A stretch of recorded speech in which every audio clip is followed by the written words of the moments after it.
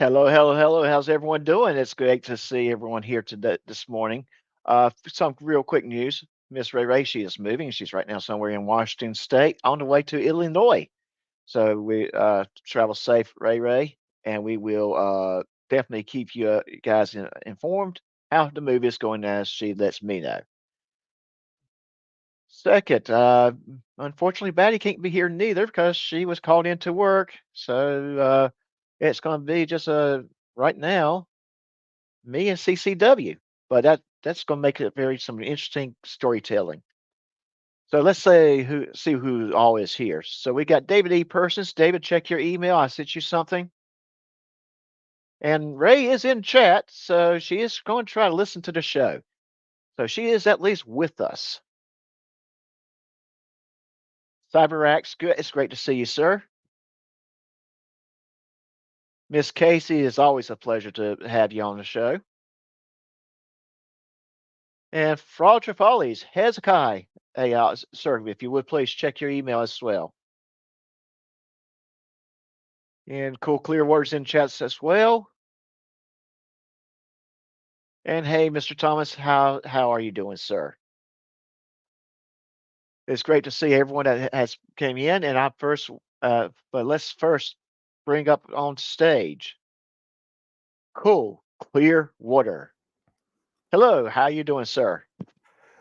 Howdy, doing very well today, sir.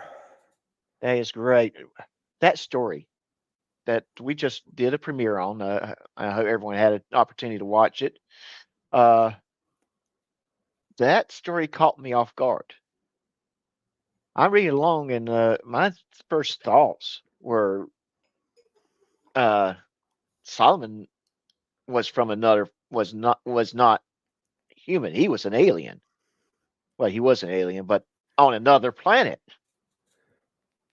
And that was very interesting surprise at the end. It kind of caught me off guard when I read that last line.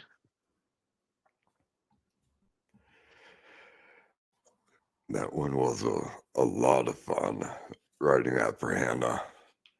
Yeah. Yes. So yes, Hannah is one of your great grands, and this was a story for her. So, uh, and we do appreciate that Hannah allowed you to send it to me for me to read for everyone else. So we do thank Hannah because at the end of the day, it was her story, so whether or not it was going to be read. So Hannah, thank you if you're listening. She is, and it was kind of funny. She backed away just a little bit. It's like, I'm not speaking into that thing. Well, no, no, she doesn't need to speak into it, but I want her to hear that I am appreciative of her allowing us to hear the story. So It so, came up out of our introduction to the original Star Trek. I was ah, showing her the old TV shows. All that she had seen was some of the movies. Okay.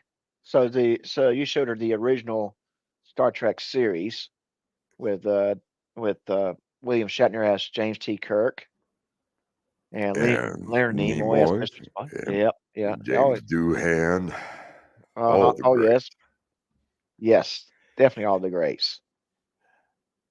And And I was laughing about the painted people with bumpy things glued on their heads. uh-huh. Yes. And that's where that story came from, is what it would actually take for an alien to look passably human or a human to look passably alien. Right. So, yes. And that's an interesting thing. 'Cause Star Trek the series Enterprise, which takes place uh in the timeline before Star Trek the original series, featured what they call the Enterprise, which was NX-01. And if you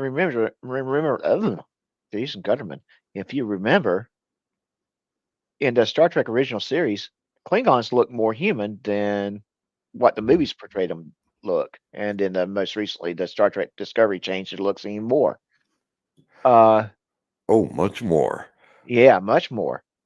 When they And appeared in Star Trek: The Motion Picture, along with that horrendous sound uh, effect every time they showed V'ger, that somehow has made it into every sci-fi movie since then. right, yes, Uh, and every Star Trek fan went, "That's not a Klingon." yes. So it was very interesting how Enterprise tackled that question. How did the Klingons look like humans? And it was apparently Captain Archer from Enterprise series.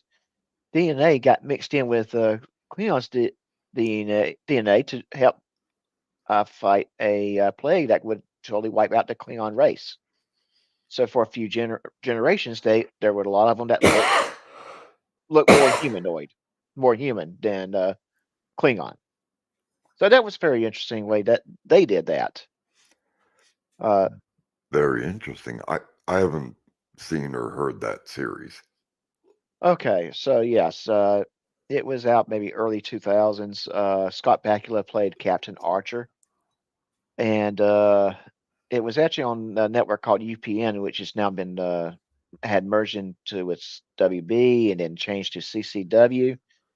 It's out there online on internet, but yes, uh, it's it was very one of their popular shows on UPN when it was out there. Wait a minute, you said the network changed to CCW? I might have to check into this now. Or CW, excuse me, CW, I think it is what it's called now. Not close enough. Yeah, close enough, yes. So, yes, and just general sci-fi can be a very, very fun uh, genre to write about and to participate in. Uh, Well, sci-fi and fantasy are both a gift to the writer yeah, because they allow you to address issues within society by removing them from this world to another. All you have to do is change the name for something and you can discuss it till the oh cows yes, come home. yes, And definitely. people often won't even realize what you were talking about until they stop and think, and then they can see what you're talking about. Yes, definitely. It's a good way of start analyzing your world that you actually the world that you live in through sci-fi or fantasy. You're creating that world that people don't see it right away, but when they start breaking the stories down, and then they can say, Yes, okay. I see where the writer was going with this comments toward the world that we live in. And real fast, I just want to say hey to little Chihuahua in Big World. It's good to see you, ma'am, to jump in and listen to this interview. I hope you're having a good day. And as I was saying before, it's just me and CCW, Miss Ray Ray. She's moving, so she's not going to be able to be on the panel today, but she's going to try to listen and participate in the chat. Unfortunately, that traveling, you're going to end up having internet issues throughout the drive. So she may be listening. She may not be listening right now. And Batty is working. They apparently they were shorthanded at her job, and she was called in, and she went in to get, do her thing, take care of some people. So, just quick update.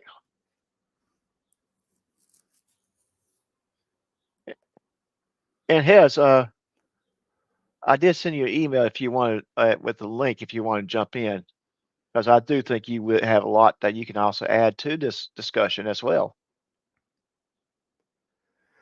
And and you're absolutely right. It does help in a lot of societies with heavy censorship to tackle social and political issues that would not be allowed otherwise.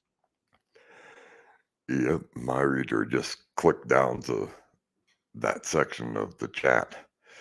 And Yes. that's exactly what I was talking about. There's Mm. a conflict going on right now Mm-hmm. that you cannot discuss from either side or even neutrally Right. Yes. because of Absolutely. the passion involved. Sci-fi and fantasy allow you to do that. Exactly. You're absolutely right. Because yes, there's so much passion that's associated with that conflict to the point that that uh, pe- that if you discuss it, you're going to get yourself into some trouble. Hey, Hez. How you doing? Howdy, howdy. Hey, great to see you, Cool Clearwater. And of course, Dr. Leno, right? Hey, Great to see Doc. you guys. Hey, Hez. Yeah.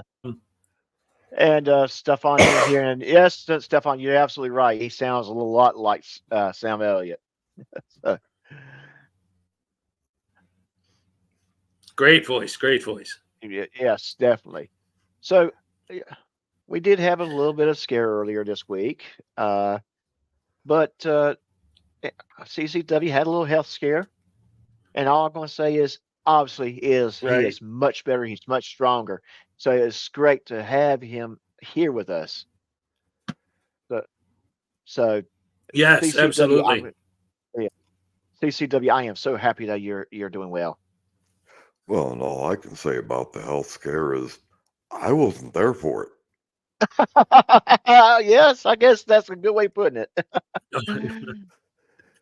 So, Oh but my we are, goodness, right? yeah. But I woke we're up and happy they that. told me, dude, you were really sick, man. It was terrible. Pretty much. Yes, yes. But wanted to just talking to you a little bit, and Dennis as well, telling me a little bit about your story, about your life story. The one thing that kind of jumped out at me was to find out that you were part of Longmire, and I loved that series when it was out. It's one of those. If you never watched Longmire, it's about a sheriff in a. I want to say it is it South Dakota? Yeah, South Dakota town or county who ran three deputy sheriff's department with one administrative assistant. And the show was superb. So to find out that someone that you're associated with was associated with that show, I got excited. I'm going to tell you, part of it was I got excited because I'm a big Katie Sackhoff fan. I was hoping that you would have some stories about Katie, but apparently y'all didn't hang out that much. But that's okay. I still want to hear about the show. I want to hear about how it was like working on that set. Oh, Katie was always the day worker. She was the gal standing over there holding her whatever little kind of dog that was in her arms, and waiting to walk on, do her thing, and go back, pick the dog back up, and just stand off to the side. Uh, my photo that you see is something that my daughter Stephanie found for me. Okay. And in the full version of this, I'm standing beside Adam Arkin from on the day that he directed one of the episodes after the end of the shoot. Okay. That was just what she could find of me. As I'm Jewish. Most people know I'm a Sefer Essene. It's one of the conservative denominations, for lack of a better English word. We're not really big on pictures. It's that whole graven image thing. Right. So it was really difficult to find me to stick up there. Okay. The getting on set with Longmire, that was great fun. I was living in the Plaza Hotel here in beautiful Las Vegas. Damn it, New Mexico. Not the good one. Not the good one. Which brings into the question with Las Vegas, New Mexico, how big is that town? 2 miles by 2 miles. Okay, so not very, very big. Population probably what, around Around 15,000 with the population of the college here. Oh, okay. So okay. So interesting, very, very interesting. So and it's not just Longmire that was filmed there. There was also Red Dawn was filmed there. Oh, Red Dawn was filmed here. Paul, the wonderful comedy movie with the alien, was filmed here. Oh, I love that movie. I really The enjoy those two actors, Simon Pegg and Nick Frost. yes, the store, the outfitting store that they went to. That's where my shirts come from. Oh, okay. No Country for Old Nice. Men Oh, was filmed here. The scene with the phone booth on the corner across from the hotel, that is on the plaza in front of the office that they used for Longmire's office. And oh, that hotel is the hotel that I lived in. And we had to all stay inside because they were shooting them for hours, walking up and down the stairway in front of our rooms. Assholes.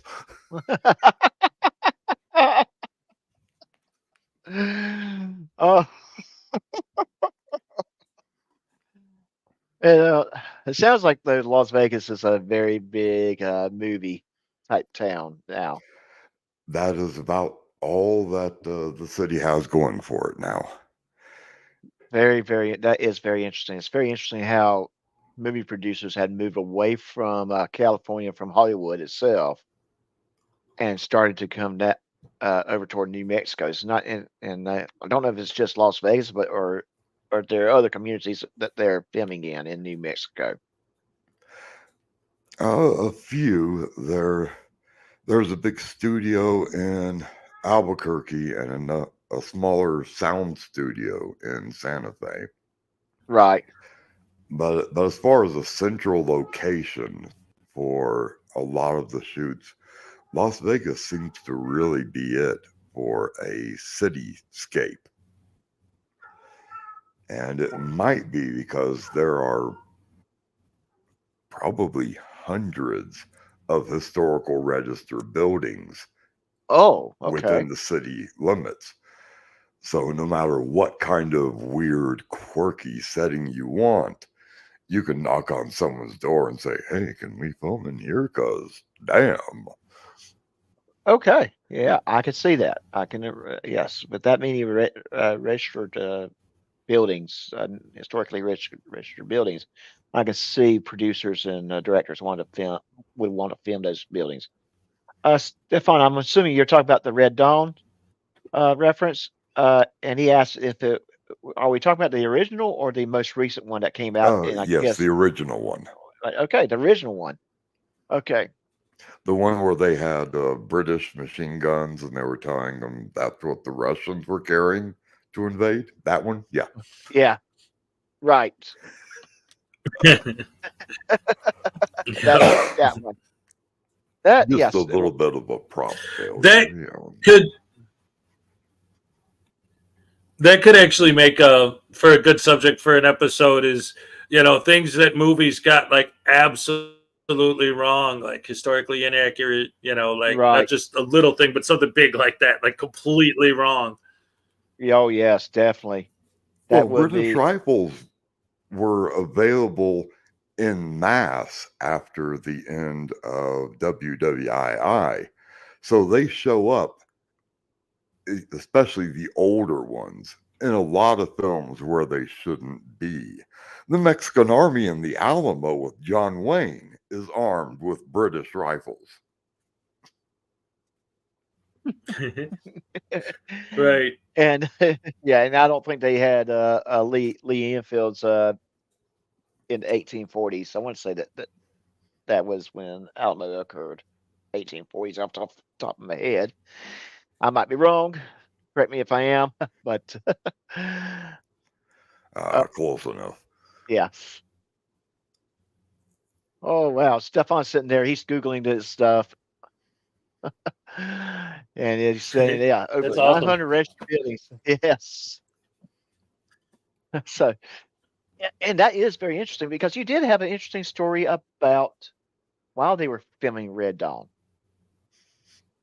Oh, that movie took over the town when they were doing it because a lot of the scenes were shot down by the old Amtrak station, which had to be rebuilt after the movie. But everyone in town got into an uproar. They had one scene, and it's on Grand Street here in town, where you have a Soviet tank coming in and firing off at the defenders in the town, and pyrotechnics going off in second stories all along the road.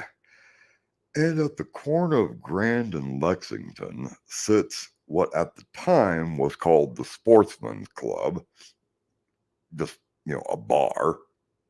Hmm. But that was Doc Holliday's old place. After the OK Corral and all that, he had come and he had settled here and he had started up his medical business, and that was his doctor's office.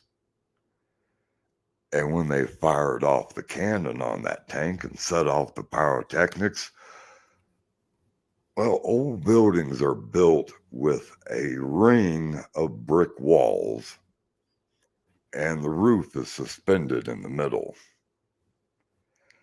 And the second story, the roof, broke free and came crashing down to the second floor, which then went crashing down to the first floor. So Red Dawn was Wow. the end of the historical Doc Holliday Clinic here in Las Vegas, and people were not happy. I would imagine not. I would My imagine. goodness. Right? Yes. Yes. That's wow. And the crying shame too, because that was a very big historical spot, especially with Doc Holliday. And what, yeah, why him and why Earp are associated throughout the Western history. And hey, Highway Star, how are you? Absolutely. So, absolutely. But that is awesome. That is a very awesome story. But that was not the only series. Longmire was not the only series you were involved with. But not, I have to admit, I'm not very familiar with this other one. What was the name of the second Oh, series? Midnight Texas. Midnight Texas. That one was interesting from a local standpoint. The majority of the pilot was shot here, especially down at the Castaneda by the railroad. And one of the scenes was shot right in the same area where that wonderful tank blew the building down. And then after the pilot, well, it just turned out it was going to be less expensive to do it in the studios down in Albuquerque. So, with very few exceptions, everything went away. But Yes. yeah, I was in the pilot for that. That was a whole lot of fun.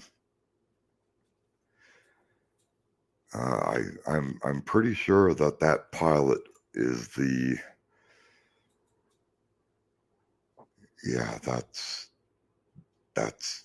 that was my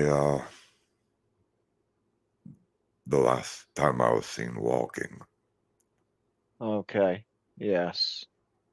Yes. And Sorry. it's okay. Do you need a minute? I'm good. Okay. All right. I will say this. I did just take a moment and look it up. It's apparently on Peacock, so if anyone ever wants to check it out, it is there. And I can tell you that Longmire is on Netflix. Well, if you do check out Midnight Texas, that guy on the upper right in the screen there, you'll see him sitting in the restaurant at the beginning of the pilot when the young man first gets to Midnight Texas. And then you'll see a much larger version of that individual stumping down the street as part of the angry mob just a little bit later in. Okay. Yes. So I probably will at some point. Yeah, take a look at it. And hey, Jamie, how you doing?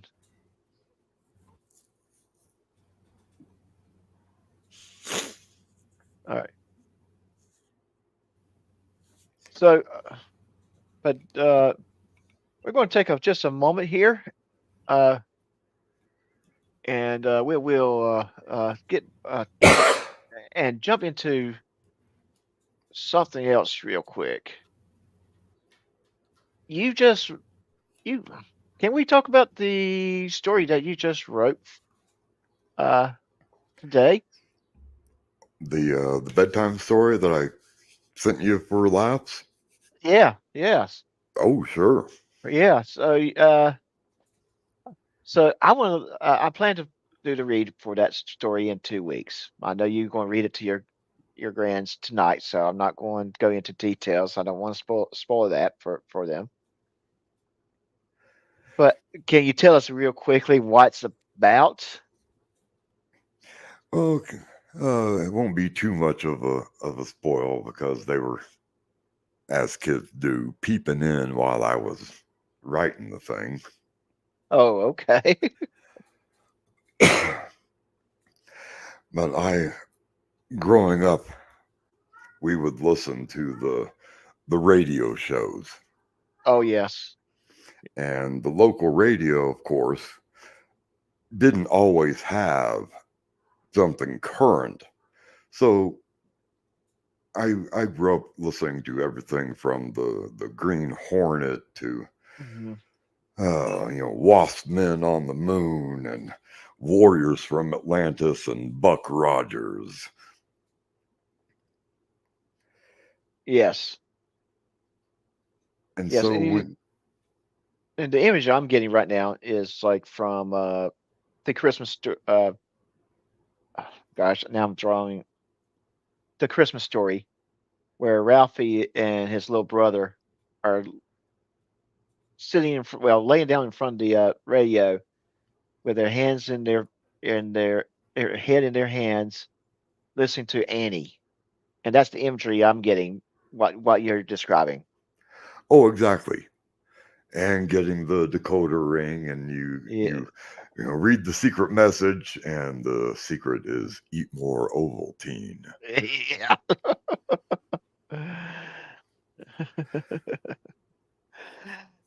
So When he realized, a big part of life was, who knows what evil lurks in the heart of man? The shadow knows. And then it would just roll from there. So when the munchkins around here were asking about frauditors yesterday, I was trying to figure out how to best put it in a frame so that they could see what frauditors were instead of me just telling them. And that's hmm where the story came from. I tried to put a frauditor story, a story of both types of frauditor, the one that knows it's baloney, like Long Island audits, right, yes, and then the sidekick puppy frauditor who is falling for it 100% and really believes the baloney that they're being told, even when today's baloney is different from yesterday's baloney. yes. And to tell the story of That these just reminded. Oh, I'm sorry. and to tell the story of this intrepid duo as they go out to save the world in the form of a radio play. Oh, yes. Yeah. I'm definitely going to. I'm going to have that read. I'm going to have it ready and queued up, and I'm going to make sure some bigger uh, fraudulent debunking channels know about it, so we can. So they'll give it some airplay because they'll enjoy it. Something to laugh at the same time, make fun of. Well, it had the bonus doing it as a radio play in that when I was trying to decide how to write the next bit, I could insert the commercials for the radio show. Oh yes. Insert the. Well, I'll probably instead of reading it, I may reach out to Will and Ray and Hez and people to play characters and actually do it as a radio show. Hez, are you not down with that? I think that'd be a blast. That sounds like a lot of fun. Oh, oh yeah, oh yes. So Ray, Maddie, you guys get to act, and if you don't like the idea, say put a 2 in the chat. The story starts out with one of the commercials, and it's a failed commercial. It's a reference to the old anthracite blue coal from the Shadow radio plays. Right, yes. If I can remember how it goes, my fellow citizens, are you cold when it's cold? Blue coal is the coal for that cold. Nothing warms the heart in the hearth like anthracite blue coal. Bob, this is your job. Fix it or you're fired. So remember, for anthracite blue coal, call for all your heating needs, or something like that. And then director gets into an argument with the people reading it. You weren't supposed to read that bit, and That's awesome. Yes. Hey, Uh, guys, I got to drop though because right now Uncle Artie's doing a Hezekiah special and he wants me to be on it. And since it's my show, I should probably go. But I wanted to say yeah. hello to you guys and show my support. And I love both of you and all you guys in the chat. Absolutely, 100%. oh, Thank you for having thank me you up. for Anyway. being here, Yeah. Hez. Thank you for dropping in, Hess. I appreciate it. No problem. Thanks. You guys have a good day. All right. Yes, you too. And real quick, I want to say hi to Jay Bond. It was so great to see you here. And Jay Bond, shoot me an email, okay? We hadn't seen you for a little bit. Inquiring minds want to know how you doing. Oh, side note for everyone, I had to turn off my reader on chat, so I'm not hearing y'all. Okay, I'll try to keep an eye on that out. So if there's anyone that pops a question in, I will, or even a comment to you. Everyone, I've seen a lot of comments saying hi to you. So that's, and everyone said hi to you. So, but I'll keep an eye out on that. So if I do see a question for you, or just a comment in general, I will read it for you. If Okay, that's, well, to yep. everyone who has joined, I just want to say a big howdy. Thank you so much for coming in. Thank you for listening to my dabble in literature. Yeah. And so Highway Star does have a question that I did miss earlier. I do apologize. Were you a regular on Longmire or just certain episodes? My brother has season 1. The last 3 seasons, and just in the background as far as physical appearance. But if you do listen closely, you'll notice my voice in the background. Some of the bits that I did ended up on the local radio station, so you'll hear me playing on the radio in the background. That was my introduction to it. Okay. Yeah, and I can see that being there. See, now I have to go back and watch at least the last 3 seasons of Longmire, and it's a great series altogether. It's a great series. And again, it is on Netflix. So so if you got Netflix, you can find it there, all seasons. I know it Yeah. started off in A&E, and then they moved it over to Netflix, and I think that was probably the best thing they could have done for it was put in Netflix. The next to last season, I'm walking around in the background, and in the foreground, I walk right in front of Ferg. Adam, he's a great guy. He lives over here in Santa Fe. Right. The final season, I'm always at a table, whether it's at a table at the out on the sidewalk in front of a restaurant or that sort of thing, because between the next to last and last season is when I was paralyzed. Right. So, what did you think of Lou Diamond Phillips? Did you actually interact with him at all? Oh yes, that was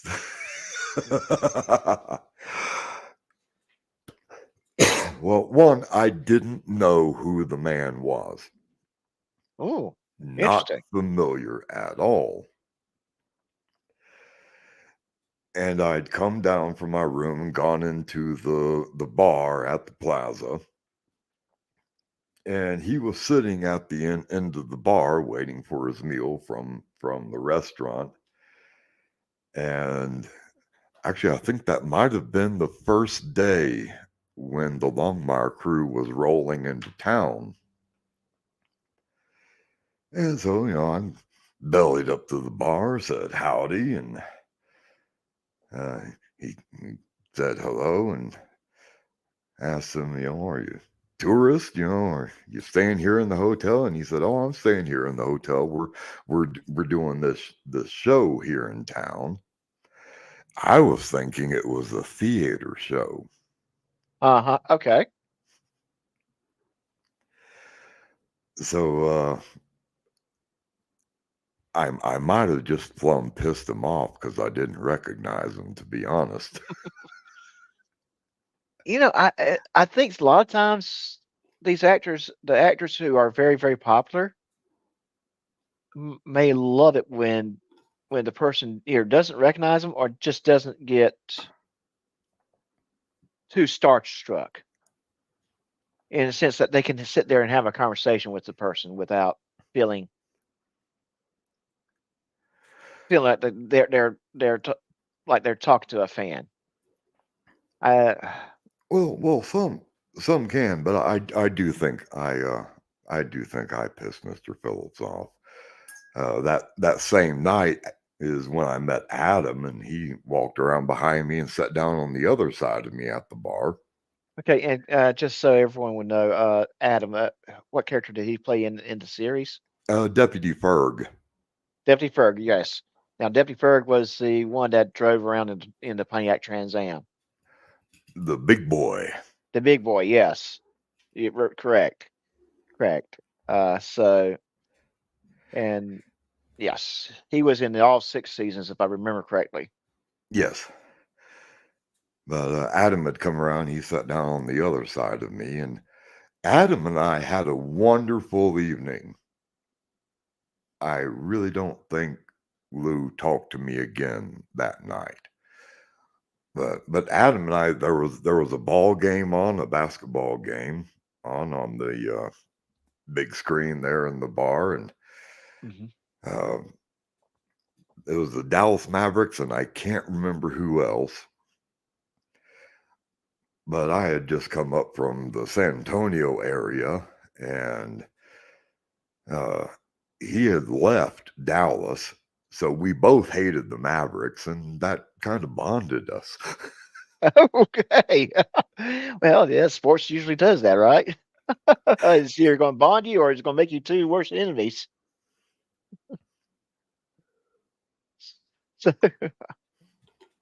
yeah. So that's really awesome. That's awesome.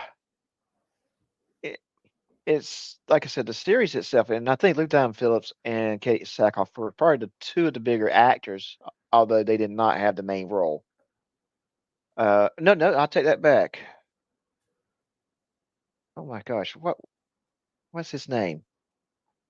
The fellow that was in Simon and Simon. Gerald. Oh, I Major wouldn't Dad. know. I never Major saw Dad. I know someone would know. Major Dad. The gentleman that played Major Dad. What was his name? Anyways, he was in the series for at least 2 or 3 seasons. So he was a pretty big name as well. But the actual main character, the man that plays Sheriff Longmire. Robert, yeah. Robert, yes. He was not thank you, Highway Star, Gerald McRaney. Oh, Gerald, yeah. He was a lot of fun. Yes. I would imagine so. I mean, just the kind of work he has done throughout his career. Very, very very good work. Polly Cooper McGillis. Is that someone? Is that an actor? Polly Cooper McGillis, J. Bond. Name rings a very faint bell, but I'm not placing it. I'm gonna Google the name.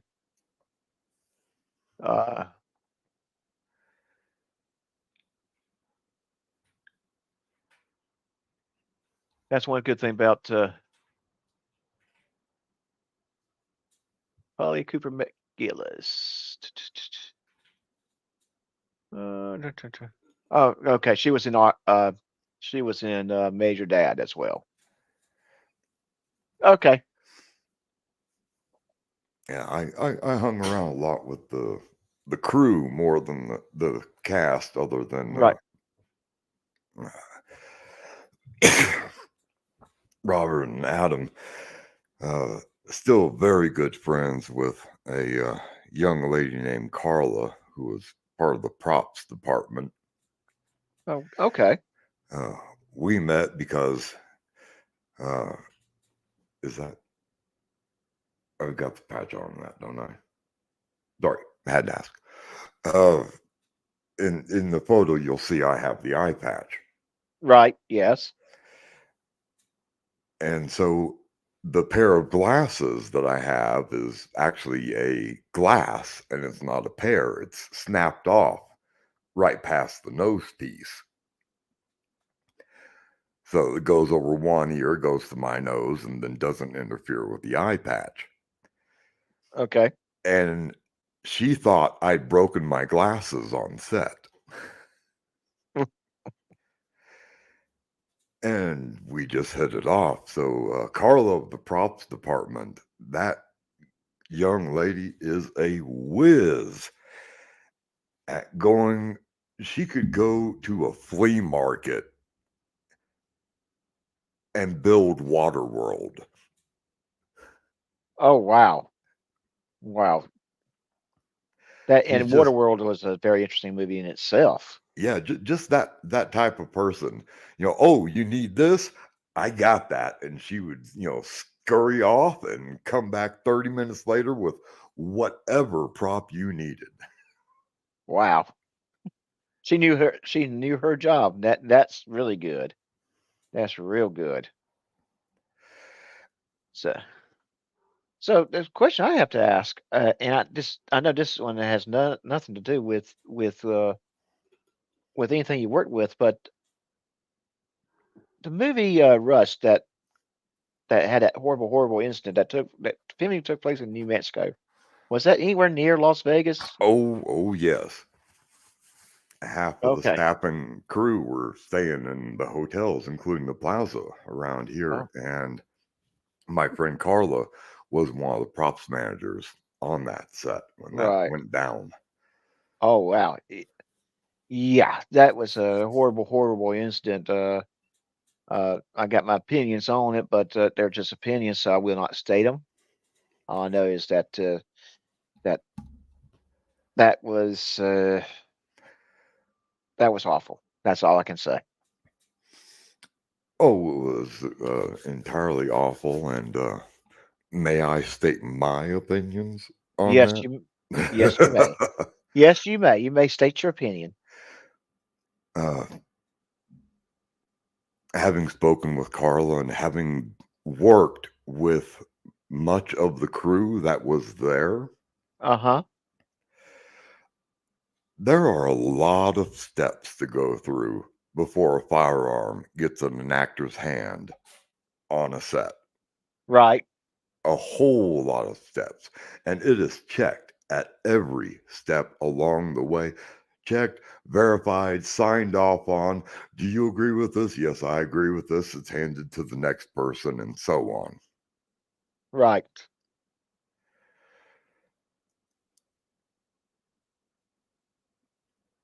So I'll so do I'll I'll just say it. That doesn't happen by accident. okay. I understand. I understand. There's too many hands involved to prevent something like that to happen. And I'll And go one step further, and whoever is holding it and pulling the trigger is responsible for whatever comes out of it. so at the end of the day, the actor, him or herself, should be double checking it as well. Not just Yes. Amr, not just the assistant producer. And to my understanding, the Amr was not even physically on the set that day. In which case, by law around here, that scene should have just been cut and moved to another day. Right, You yes. don't do that. Yes, the armor should have been physically there. So yeah, she may have checked it the day before, but we don't know if someone came in during the night and messed with it. We don't know. We don't know. I'm sure someone knows, but in general public, would not know. And it sounds like we have a cat that's saying hello. Yes, that's Baby. I have two cats. One's Oh, named Mama, the other's named Baby. oh. That's what happens when a 4-year-old names your cats. Yep, I guess so. So yeah, I've got three cats myself. All three of them are actually sleeping in the studio. One's sleeping right in front of the monitors, right in front of my keyboard. The other two are in their cat tree. They're sleeping in their little respective spots. I tell you, I joke about this because my full time job, I work from home, uh, and I say I have the worst office mates ever because they always are asleep when they're in here. The one time I see them waking up is when it's getting close to dinner time, and that's when the one that's sleeping in front of me will get up, and just look at me and starts meowing at me, and so she's a mess. That one we call her Daisy because she likes to play in the garden, and when my wife goes working in the garden, Daisy likes to go out there with her. So that's how she got that name. I have one that we call Biscuit. We adopted her from the animal shelter, uh, and I call her Biscuit because she likes to make biscuits, with their little paws. And the one I found at a gas station, we named her Diesel. Well, Mama was a rescue here. Okay, yes. Uh, just outside my bedroom window, there are the stairs that go down to the basement entrance. Well, the rear basement entrance. And there's a little covered area down there, window looking out from one of the basement rooms. And it was middle of winter, 2, 3 feet of snow everywhere. And we were hearing this cat crying. Now, when you've only got one ear that works, direction finding for a sound is not a good science. No, no, not at all. So I had my home health care at the time. Where is that? Go find that. And she wandered around, and we thought the cat had gotten into the basement. Right. So she went down there and went up to the front where the drying rooms and the root cellars are, and checked all those rooms, and then went down this hall, went down that hall, went this way, went that way, and ended up in the room with the utilities, the water heater, and all that, which is where that door is going out to the stairs. And when she opened the door, Mama was sitting there in the snow in that stairwell. So Mama got brought in, and Mama was pregnant. So Baby was born on my beard on this bed. Oh my goodness, really? She has never known a day in her life without me being where she sleeps. Oh, oh goodness. And Greg, real quick, Greg Johnnet, good afternoon. It's good to see you. He is actually traveling, so have a safe flight. Be careful. Uh, See if the pilot will let you land the plane for y'all. I'm sure he will. All right. But Stefan does ask a good question. This is a good firearm question in general. But how can an actor know if it's a real bullet in the gun? And he admits that he does nothing about firearms. So, cool. Claire, what do you want to answer that, or would you like me to go into that question? There are several ways. especially when you're dealing with a revolver, as was used in that scene. The first one is most of the time, if it's dummy rounds, there's a different look on the tail end of them, and you can see them looking back at you on the back end of the cylinder. There's the weight difference.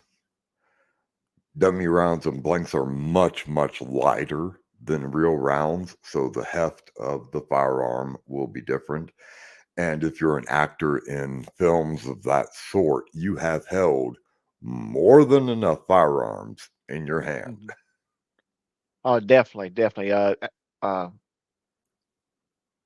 Alec Baldwin has been in plenty of movies. He's held firearms with But the dummy big rounds. thing on set is when you're handing the firearm off to the next person, it's open. The cylinder's open. Some revolvers, the cylinder flips out to the side, so Right. it sits separately. When it doesn't, it is actually removed from the firearm. So the Mhm. pin has been pulled out of the middle, the cylinder is off to the side, the firearm is handed, the cylinder is inspected, it's looked at, the rounds are dumped out into your hand, you check them, you put them back in, then you insert the cylinder, you place the pin back in place, and both of you agree that you have what you're supposed to have, and you hand the gun over. Mhm. Right. And so in that situation with Rust, either they're skipping steps, which is one of the things that they were saying that was part of the issue, that they were not being safe, Oh, yes, or and that's the someone. first one that Carla brought up to me was she was thinking about leaving the set because she's in props. They're Right. doing stupid stuff. Right. Yes, I heard that some reports were that they were actually taking those very same firearms and actually shooting real rounds after the shoot was over, after the filming was over for the day. Well, Uh, that's actually kind of a thing. okay. All right. So, I mean, we're in the desert here, mesas, cacti, right. whatnot, Well, alcohol available, firearms, somebody you know has bullets. The day shoot the day shooting film is over. Yeah, that's kind of actually that's a thing. that's the thing. Okay. That's the thing. Okay. That's probably not something that they probably want to advertise too much, but it's a thing. Yeah, you don't want to tell Joe Biden about it, but yeah, that's a No. thing. That's the thing. Hey, okay, I get it. I get it. You probably wouldn't be doing that if you were doing a filming in New York City, for example, but you would be doing it in the desert in New Mexico. Oh, exactly. And that's part of why it's a thing. Right. So, but and that really is very interesting how you might think a task, a step in any career actually might be construed as mundane, unnecessary, but when someone skips that step, and there is an actual problem, you can hurt someone. Good example would be in the medical field, where every time, and I'm sure you've seen this, Cool Clear Water. I'm sure a lot of people have seen this. When a nurse walks into your room, they'll ask, they are checking your wristband, and they might ask you a question like, "So when's your birthday?" What they're doing is they're verifying you are the patient that they are there to see before they administer any kind of medication. And they do that every time because if they give a medication to a patient who might be allergic to that medication, that's a whole new world of trouble. Oh yeah. Yes. And the nurse doesn't know if someone was moved from one room to another. And it happens. It happens. A hospital's a big It place. does. It does. That information trickles down and shows up at the nursing station an hour and a half later. Hmm. Yes. So I mean, you have to. you have to. Yes, exactly. A good example would be like a patient that's in for surgery, and they might be in one room when they leave to go to surgery, but when they come back, they're going to another room because things get shifted around. That room you were in is now available for another patient that needs a room right now, but they'll have your new room ready when you're out of surgery and out of recovery. So they do that. It's chaotic at times, but it's a necessary evil, I would say. Oh yes, especially when you look at the turnover in the medical wards in the hospital, just because people are coming from emergency, going to surgery, coming back for recovery, et cetera, et cetera, et cetera. That nurse is seeing 200 brand new people every day. Hmm. Very, very true. Very true. The one person that's been there for a week, they're the anomaly. Right. Right. When the nurse kind of starts knowing a particular patient that because they've been there every day during the past 3 or 4 shifts. Yes, that is very abnormal because the biggest thing the hospital wants to do is get you out the door. They don't want to keep you any longer than you have to be there. Biggest reason is the insurance won't pay if you're there longer than you have to be. So, But yeah, very good analogy. That is definitely the same way it is on set with the firearms, with automobiles. hmm, yes. They borrowed my Land Rover for a scene in crud, can't remember what it was. It had the crazy doctor from that Time Machine movie, Back to the Oh, Future. yes. Back to the Uh, Future. Yes. Doc yeah, Brown. yeah, he was in it, and they they borrowed my Land Rover. I had this old '68 Land Rover. Right. Before it could show up on set, there were about a dozen mechanics that had to look at that thing and go over it and check off on everything. It came back in better shape than it left. Well, that's good. Oh yeah, that was a great thing. Yes. That was oh hell yeah! You're doing this. You can borrow my cars anytime. Yeah.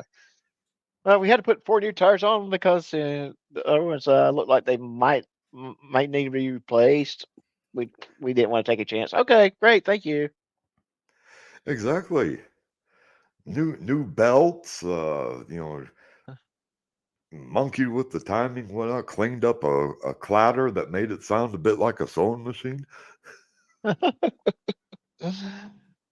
That and that's yeah, that's very very interesting that they do so much, but it's one of those things that they have to. Because if an actor gets hurt because they're using equipment that is not signed off on, that's going to cost a lot of money. It's going to be lost time on the movie because if the actor is hurt, you can't record while the actor is hurt. You're going to either have to replace that actor or wait until the actor is healed, and that's time lost. Oh, and just like a city for a car accident, if a city vehicle hits somebody, studios are a soft target. So Mm. anything goes wrong that could result in a suit, that's big money. Oh yes, oh yes, definitely, definitely. Hence why so many precautions has to be taken. You have to litigate that risk, reduce it to where okay, if something does happen, you might have a leg to stand on. So, Oh, I wish I did. Mm, yeah, sorry, poor choice of words. My apologies. Hey, that was an attempt at a joke. Come on, that was Okay. funny. Okay. All right. All right. I'll give it to you. I'll give it to you. That was funny. I mean, when someone who looks like me says, "Yep, I'll keep an eye out for you," think about it. Okay. Yes. You're absolutely right.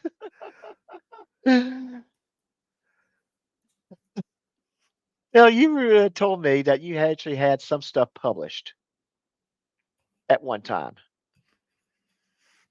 Yes. Okay. I know you said most of it was technical writing, but was there any stories that you had published? A couple. And I've actually been thinking about that since we discussed it. I can't remember the name of the silly magazine. Oh, It was short stories in a monthly mail out magazine thing. It was early 60s, so 61 through 64. I can't remember the name of the magazine. it's probably safe to say it's not Reader's Digest. Oh no. No, that's big time. I'm Yeah. small time. Yeah. Yeah. So that's interesting.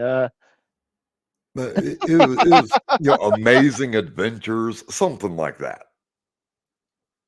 Okay. And of course, Stefan Saint Germain, he had asked this. Was it Playboy? No, No. Okay. but some of those cartoons were damn funny. So yes. And I yes, and the printing to publication industry has changed so much since this decade actually. You've heard more and more magazines are now getting to be debunked. People are not subscribing to them as much. They're reading their news, their articles, their short stories on computers now. And let's face it, internet Or is sending cheaper. them to a friend to read. Right. Yes. It is actually cheaper to publish your magazine on the web than it is to print the magazine and send it through the mail. Well, And most definitely. We see that across the entire spectrum of publishing. Newspapers that used to have, 2, 3 million circulation. right, They're printing 20,000 now, and everybody else is reading it online. exactly, exactly. I cannot remember when the last time I had a newspaper coming to my house. If I need my news, I get it online. So The time it's is 2:38 p.m. Uh, okay, did the mic pick that up? it sure did.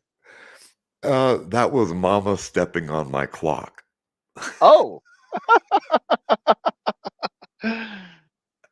so was Mama trying to tell you it's time for dinner or time to eat? No, she was just coming from there's a window off to the side here that goes through to the stairwell Uh that huh. that heads up to the rest of the house, and she was coming through the window and just coming over to say hello and sit down on top of me, and Uh huh. that was part of the navigation. Oh, the cats are awesome though. I was traditionally a dog person until I got my 3 cats, and I'm sitting here going, "These 3 are so unique, so interesting, bunch of critters." So, but, yeah, but yes, the magazine world, the newspapers. I mean, it's a good thing to think about. We would not have this discussion right now where we have people viewing, listening, if it wasn't for the internet. We, this is this is, This is where YouTube just kind of made it where anyone that wants to have a show can have a show.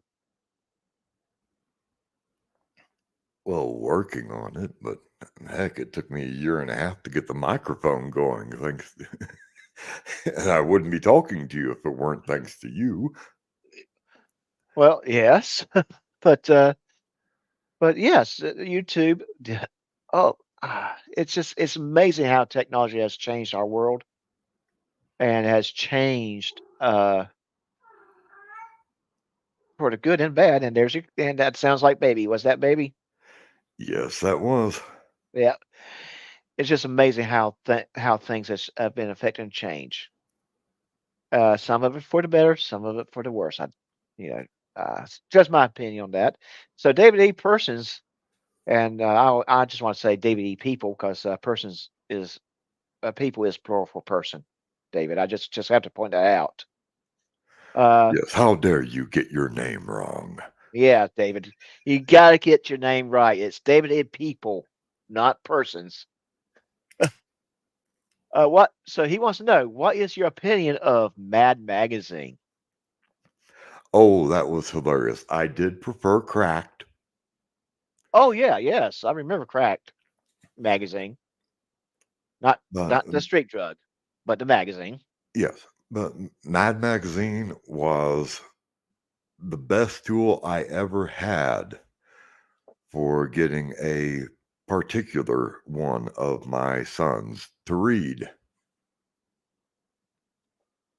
Yeah, well, yeah, that works. You're absolutely right. Mad Magazine, if it got your kids to read, and you gotta love the parodies.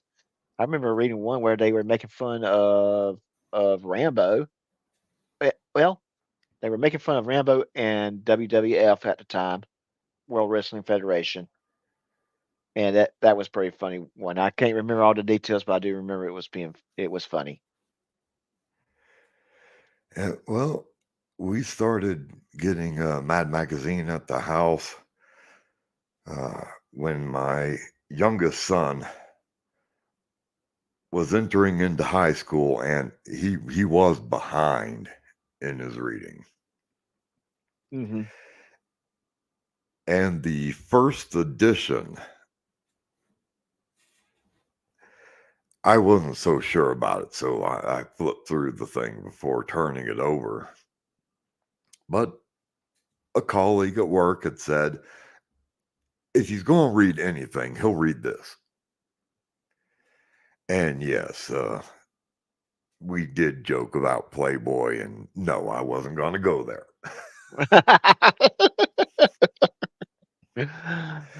But the first edition that we got was the one where they Star Wars had just come out, Oh, okay.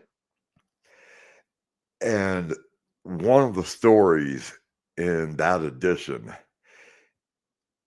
was talking about the ships flying around faster than the speed of light, and one of them, I think it was the Millennium Falcon, was going into a sharp turn and uh, blazing away with the laser guns at the other ship. But since lasers travel at the speed of light and they were going faster, they shot themselves in the ass.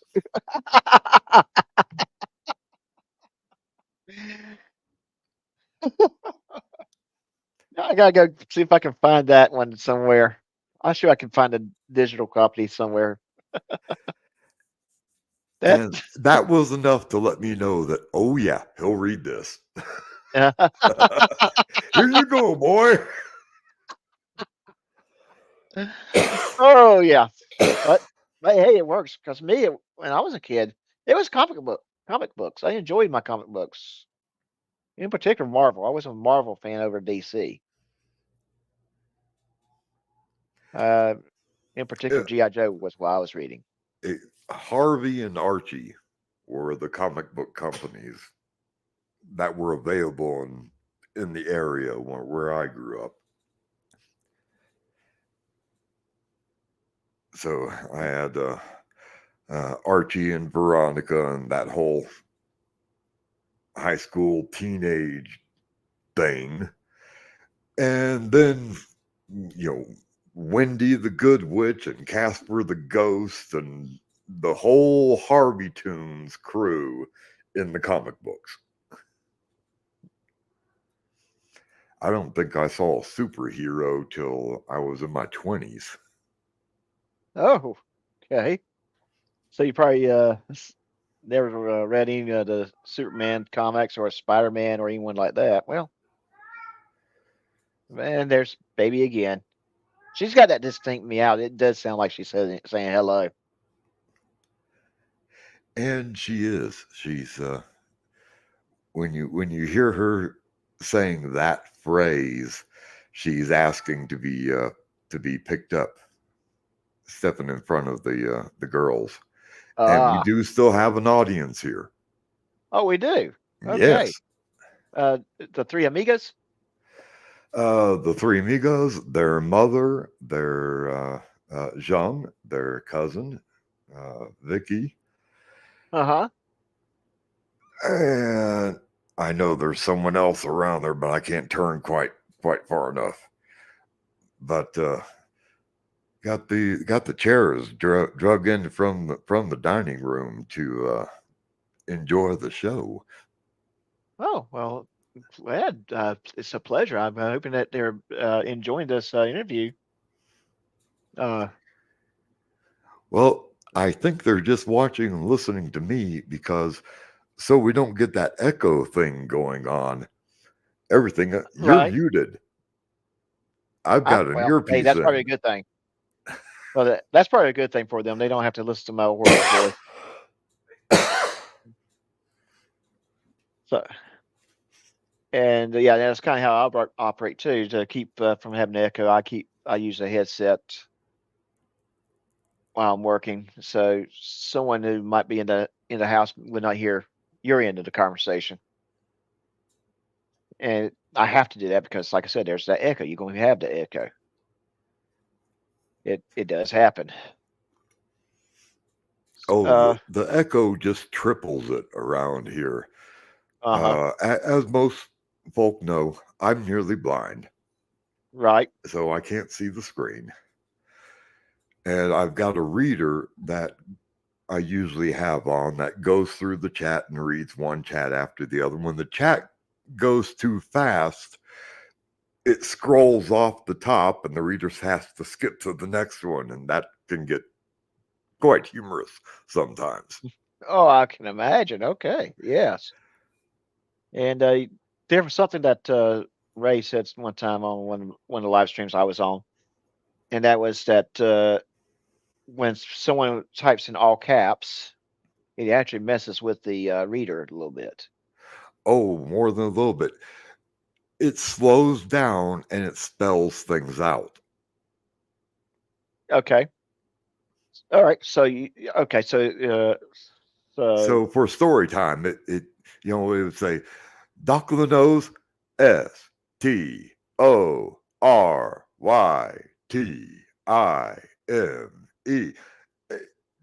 Yeah, right. it'll ruin your day. Okay. Right. Yes, and that's true. That my little splash screen does that. The story time is all caps because the way I did it was the way it looked was trying to make it look a certain way, which I thought it came out really good. So, uh, So so you did, every stream that I'm watching, I'm listening to the chat being read out, uh-huh, and I'm listening to what's going on the stream. And then when you add stuff like the time delay and the talking over each other that happened with Hez's little tech snafu, right. oh, I can't make anything out. Yes, and it's rough, even on someone like myself, to make things out. You have to kind of stop and listen to just kind of slow down. So when there's a lot of activity going on one end or the other, it does kind of mess with production quality. So it can be crazy. It can get crazy. Now, last week you emailed me. By the way, I love that email. I really did. But you asked me a question in that email, and let me pull that email up. Or if you happen to remember the question that you asked me, it was that post, the post live from last week. Uh, you asked, and I said I will reply to that question this week. I want you to ask me that question in person. But I Oh, want to make not a clue. Not a clue. okay. Okay. Let me see if I can find that email. I should have had this up, so I apologize for that. Well, if I remember correctly, I'm going to paraphrase the question. What was my goals for this channel? What do I want to do with this channel? Oh, okay. I remember that email. Yes. Yes, yes. And really, truthfully, my end goals, or I don't even want to call it end goals. My goals for this channel is just to let it grow, let it keep on being what it is, and that is to entertain, learn something new, have fun, laugh. Uh, I want to. I cannot right now. I don't want to focus on one genre or another right now, and the reason being is that there's a lot of fraudulent debunking channels out there, and I watch those heavily. But even watching those, when I get tired of it, I don't want it. I break away from it because problem with the fraudsters, they infuriate me. It's like, how can you be like that?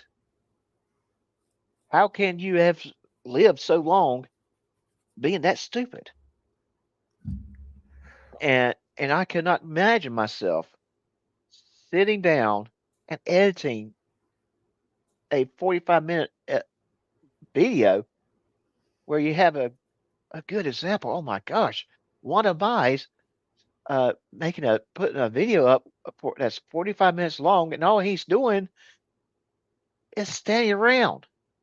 No nothing going on. And, That's actually in the story that I sent you. Yes, that's your yes, story for tonight. but see now I'm getting really excited about this.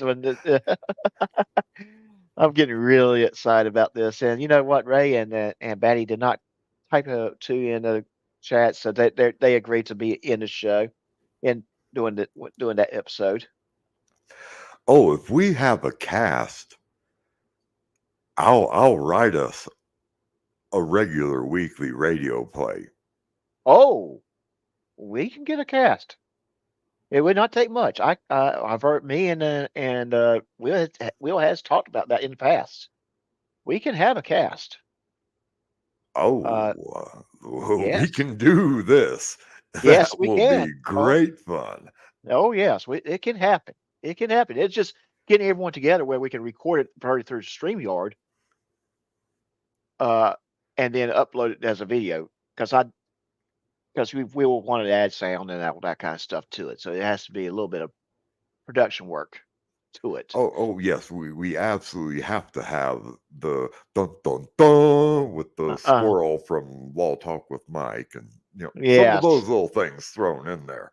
Oh yes, definitely, definitely, definitely. It can happen, and we can have fun with that. Oh, we can have some fun.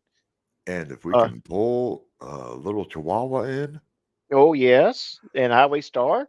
oh yeah. Oh yes, definitely, definitely. And and some other guests, that we can probably pull in too. We can probably have our Aussie friend Fragile Watch come in and do some stuff for us. And J-Bond, you still in the chat, buddy? Yeah, maybe not. But yes, we could have a good time with it. We can have a good time. Oh yeah, we can have a weekly serial running with on the last episode, the Volume Crusaders, that sort of thing. Yeah. Oh yes, we can have fun with it. We can Tune have in next week. Same bat time, same bat channel. Yes, that would be a very fun shows to do. Very fun. Are you telling me you're getting hungry too? Yeah, Daisy. It's not time for dinner. You have to wait a little bit, Daisy. Well, I'm going to have to get assistance when we're done here because Mama is laying on top of my one functional hand. Oh, Mama just she's a mess. So is baby, by the sounds of it. Well, she's just claiming where the pets are. Yes, she knows where to get the attention. Well, that's the cats for you. Yeah. All right. So, yeah. So back to that question though. I want to see my channel grow. I want to see it, uh, but ultimately, I just want to be entertaining. I want it to be a fun channel for people to come and take a break from general from their day to day stresses, and uh, and that is ultimately my goal for my channel. Well, I think you're headed in the right way, my friend.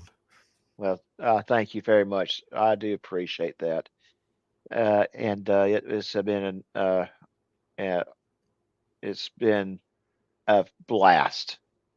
Uh, I did not realize how much fun I would have doing this until I actually did it. In fact, when I started, I didn't think I was going to do any live streams at all until I've got maybe 2 or 3 weeks in, and I decided to do one because hey, I got to 50 subscribers. I was happy, and after that, I found that I enjoyed the live stream, doing the live streams as much, or maybe more at times, than putting videos together itself. So it's kind of one of those things that you have to do a combination of lives, uh, videos, and shorts where you get the attention of people, so they'll come over and they subscribe to you because there's going to be people who would rather just watch the videos. There'll be people who enjoy participating in the live streams in the sense that they like the sense of community and talking and enjoy the company of the other fans, as well as just having a fun episode to watch. And then you have the videos, just a means to watch something for 15 and 20 minutes just to kind of take a break from things. I initially felt like I wanted to just do videos, but I've learned through months that I just got started that it's all three. You have to do all three to, or your channel will get to a certain point and it will not grow.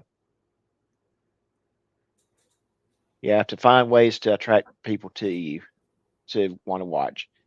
Uh, I'm now starting looking at my live stream times. I'm seeing that when a certain other people are live streaming at the same time, my numbers go down. So I'm going to have to start revamping my times because it's hard to it's it's one of those things. I try to schedule mine a day or two advance so people will know and they can plan. But when someone decides that they're going to stream at the same time, and good portion of your audience is their fans too, they'll I'm not a big channel yet, so they're just going to watch me later, and that's fine. That's perfectly fine. So I want to get where I can get more people in. That means I got to think about other times to live stream. So I might be looking at starting next week, live streaming at 4 instead of 2:30 my time. And that makes sense from the viewer side also. Right. Uh, I'm old. I sleep a lot. I mean, as in way too much. So I wake up, I get set up, get things fired up on the computer, get a little work done, log into YouTube, and right across the top of the feed, there's 3 people I know all live streaming. Right. Exactly. And you can't be at all 3 at the same time. Uh, I mean, you can pop in, but you can't really pay attention to what's going on. So you have to pick and choose. Which one do I want to listen to or participate in now, and which 2 can I just watch later? Or how I would approach it. Me, I usually go with that person's probably going to be on for the longest time, Right. so I can watch the shorter ones later. Right. Yes. So, and I can see how that, yes, how that would why you would go that way because yes, some people would probably keep their podcast, their live streams down to 1 hour, whereas someone else would go 2, 3 hours easily. So And for me, I just enjoy the conversation in the chat so much. yes, yes, and there are a lot of good people that participate in the chats and different channels, and they do add to the show. Uh, it's great when you can pay attention to what's going on in the chat because a lot of times these folks they come up with some really really good lines. I mean, some of the better questions were coming from the chat, and that they made the show very interesting. Very Stefan asked that good question about firearms, but he doesn't know anything about firearms, and I can understand why he would ask that question. Oh, And well, come on down, step on. yeah, Stefan is there. You go. Um, Go to New we're Mexico or come to Florida. yeah, we're a shooting family here. One of my daughters is an ex-sniper from SWAT teams. Oh, really? Yep. Oh, wow. So we're a guns family. You want to have that conversation, you're in good company here. Oh, wow. Yeah. Oh, that sounds yes. I appreciate that. I had the uh, living in Florida. We're about the same way with firearms. A little bit more congested around here, so we have to definitely go to a range to go target practicing, uh, just for safety reasons. But there's ranges all around this part of Florida, so it's not like you can't find a place to shoot at. Yeah, 10 years ago, scratch that, 12 years ago, you would have found me at the Cowboy Fast Draw competitions, lining up and snapping off wax bullets at the balloons. Oh wow! So that would have been interesting to see. That would be very interesting to see. Well, I've got 5 young'uns here in the room right now that are getting pretty darn good at the fast draw. Oh wow, that's awesome. That is awesome. So yeah, so one of the firearms that I definitely want to own one day is the Henry rifle. That's one I definitely want to have. And but my thing is I like the historical rifles from World War II and World War One. They're like treasures to me when I can find something of a historical significance. So, Oh but yeah, I love the old rifles. Uh, yes, Leaning next to the head of the bed here, I've got an 1897 rolling block. Wow. And I had a 1890 Mannlicher. Ooh, nice. Yeah, carbine. And that was a very nice. I had to get rid of it, but it was a nice rifle. I only shot it a handful of times, but it was there to say, "Hey, look at this rifle." It actually was in World War One and World War Two. And don't let me pull out the ammo because the ammo was made in Germany in 1837. I mean 1937. Excuse me. Which you have to remember who was in charge of Germany in that time. So Yeah, the yeah, yeah, well, I'll hold my peace on that one, yeah, yeah, yes. So especially with the current situation. yeah, yeah, it might be best to do so. Might be best to do so. Uh, I love the historical significance of it, but at the same time, it was. I think I felt more comfortable getting rid of it. So For the odd ammos, other than rimfire, if you pick up something like a 25 rimfire, which was one of my boys' rifles that I rode around with on the back of my bicycle and took to school for the shooting class and all that, with the exception of the rimfires, there's a Buffalo Arms. Is I think it's Buffalo something. I think it's Buffalo Arms, and they have all the oddball out there, don't make it anymore calibers. okay,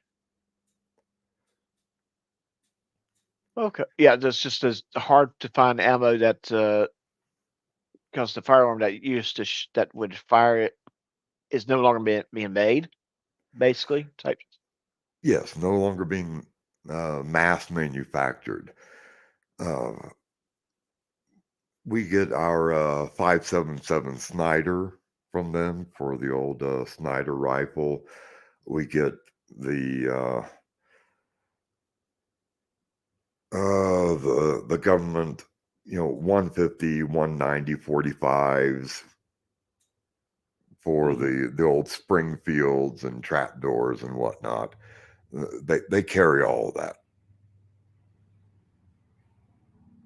Right.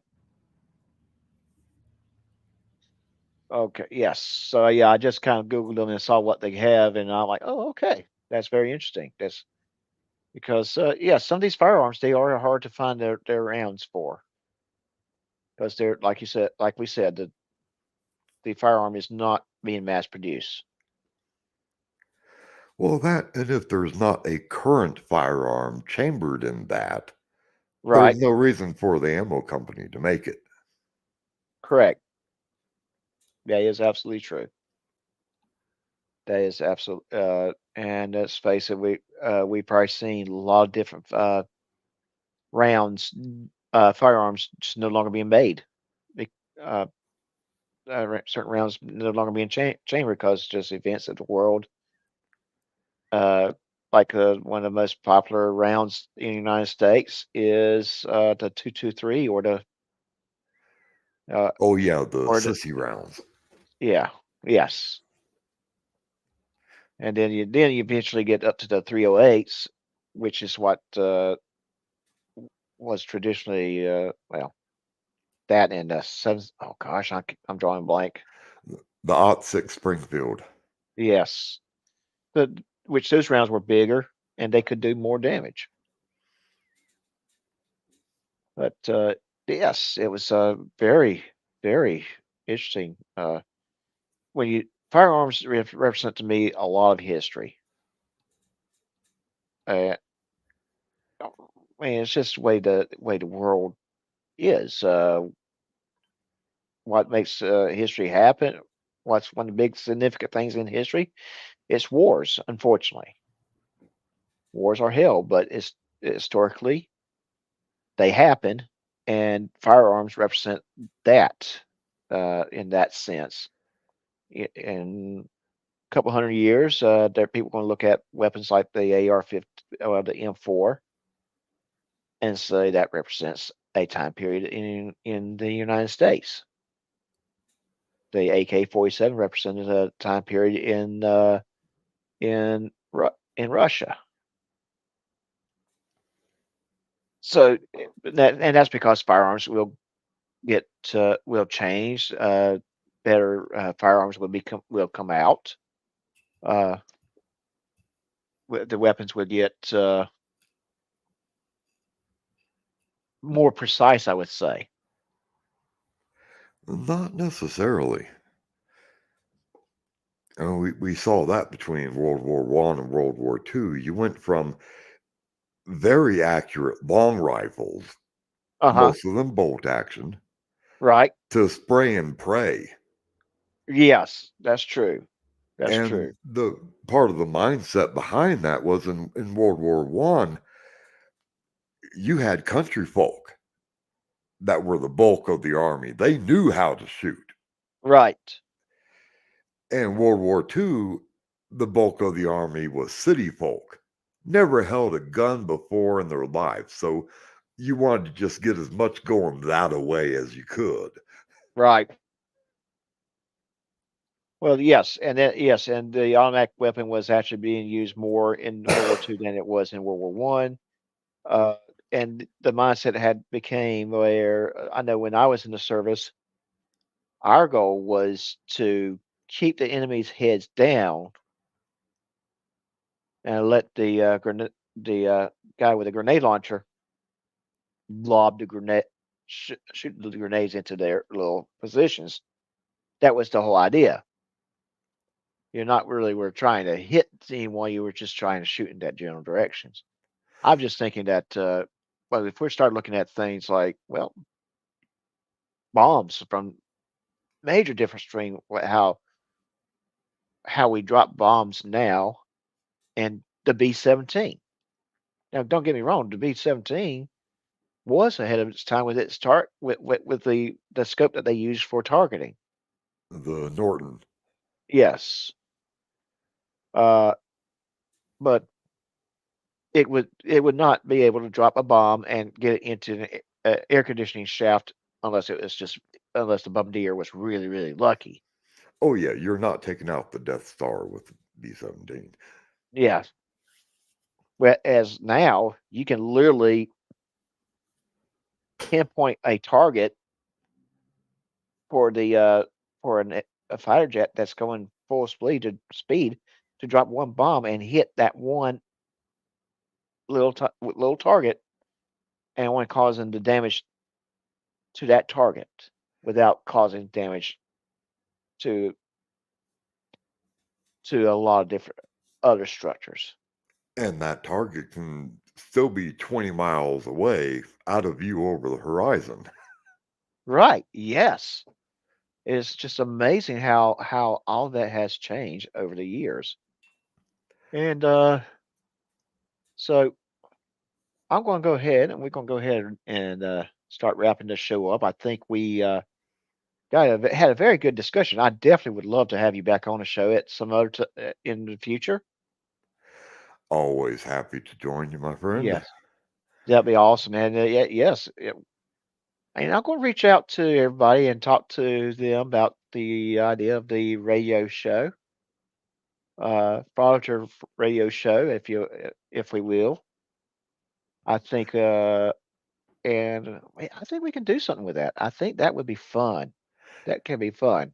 That could be great fun. The characters I've got and the one that I sent for the bedtime story tonight, I would like to stick with them.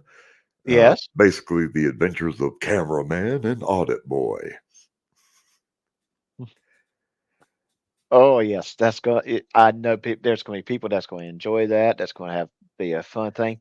But they have to. But they're going to go to Las Vegas. But they've gone to the wrong Las Vegas. Oh, I remember telling you about that. Yep. Yes, yes, we got it. We have to do that do the episode where they go to wrong at Las Vegas. They're not too bright, right? Oh, definitely not. Well, some of the ones that know it's baloney and are just there to see how infuriated they can get everyone around them and get away with it. Hmm. There are those, and they Yes, are intelligent. They're right. assholes, but they're intelligent. Yes, they are. Yes, they are. They are assholes, but they are intelligent. Yes. Hey, Michael Wyatt, how you doing, sir? We are starting to wrap things up, but it's good to see you. And we Oh, had a no, carry on. uh, yeah, I was just saying hi to Michael. He just jumped in. Uh, well, Michael, we were talking to Cool Clearwater this whole time. He's got some very very good stories. Uh, when we end up just live streams, just start from the beginning. I think you will enjoy the conversation. But I'm so glad you did pop in. Yeah, it's just a while I'm thinking of it thing. Yeah, You mentioned your time in service, and when I was in the service, we're still going through the transition over to the M16. right. Yes. And everyone that I knew in the service, we got handed this plastic piece of junk. Uh-huh. And we were all going, uh, well, if you're gonna take the real guns away, can I bring one from home? Cause Oh, because yeah, you were shooting what the M1A1s and the M14s, and those were solid rifles. oh, I love my 14. Yeah. Screw the Garand, Yes. but I love that 14. Yeah, the 14 was and the 14 really was like the second gen of the M1A1 grind because it Yes. was actually the same rifle. It's just a magazine fed. Well, they both were kind of magazine feds, but No, the Garand was a clip, not a magazine. yeah, clip, yes, 8 round clip, whereas M14 was a 20 round magazine. So it was a improvement in that sense, but still in essence the same rifle. Well, the internals had some very good changes also. The Grand was one of the first ones that got away from if you have a problem in the field, you can fix it. Uh huh. And the 14 brought it back to that so that anybody who was holding one could fix anything that went wrong with their rifle. Right. Yes. And then the 16 came along and they're telling you in the training, oh, don't even open that. Right. And Okay. and then it's jamming and getting sand stuck in it and all this. And no one in the trenches knows how to work on the thing. Right. Yes. So yeah, yeah, when you're in the trenches, when you're in the field, your rifle is going to get dirty. You got to be able open it up, clean it up, get it, take care of your jam, and get it operational as quickly as possible, so you can continue to fight. Yeah. And real And quick, the hey, 16 uh, removed that. And I don't remember the number designation, but this new one that they've got, oh hell, that's so a disaster waiting to happen. so when I was in, they were getting from they were transitioning from the M16A1 to the M16A2. Uh, but the new one now is the M4, which is a like a little bit shorter rifle than the M16. Uh, but they were trying to do was lessen the weight of the of the system of the what the soldiers were carrying. And that started what I don't know around mid 2000, I think. And it looks like we're starting getting people popping in here. So, while I was talking about ending it, but why don't we try to push through another half hour? What do you say, Clear Cool Water? I'm all for it. Yep. Everybody around me here in the room is nodding their heads. Yeah, it is. All right. Yeah. So, We're yes, having a good old time here. yes, we are. So we are talking to Clear Water. He was his story was the premiere this afternoon. So if you hadn't had a chance to watch the premiere, please check it out, and then please come back and watch the beginning of the story of this episode because it was a very good discussion. But we got some more stuff we can talk about.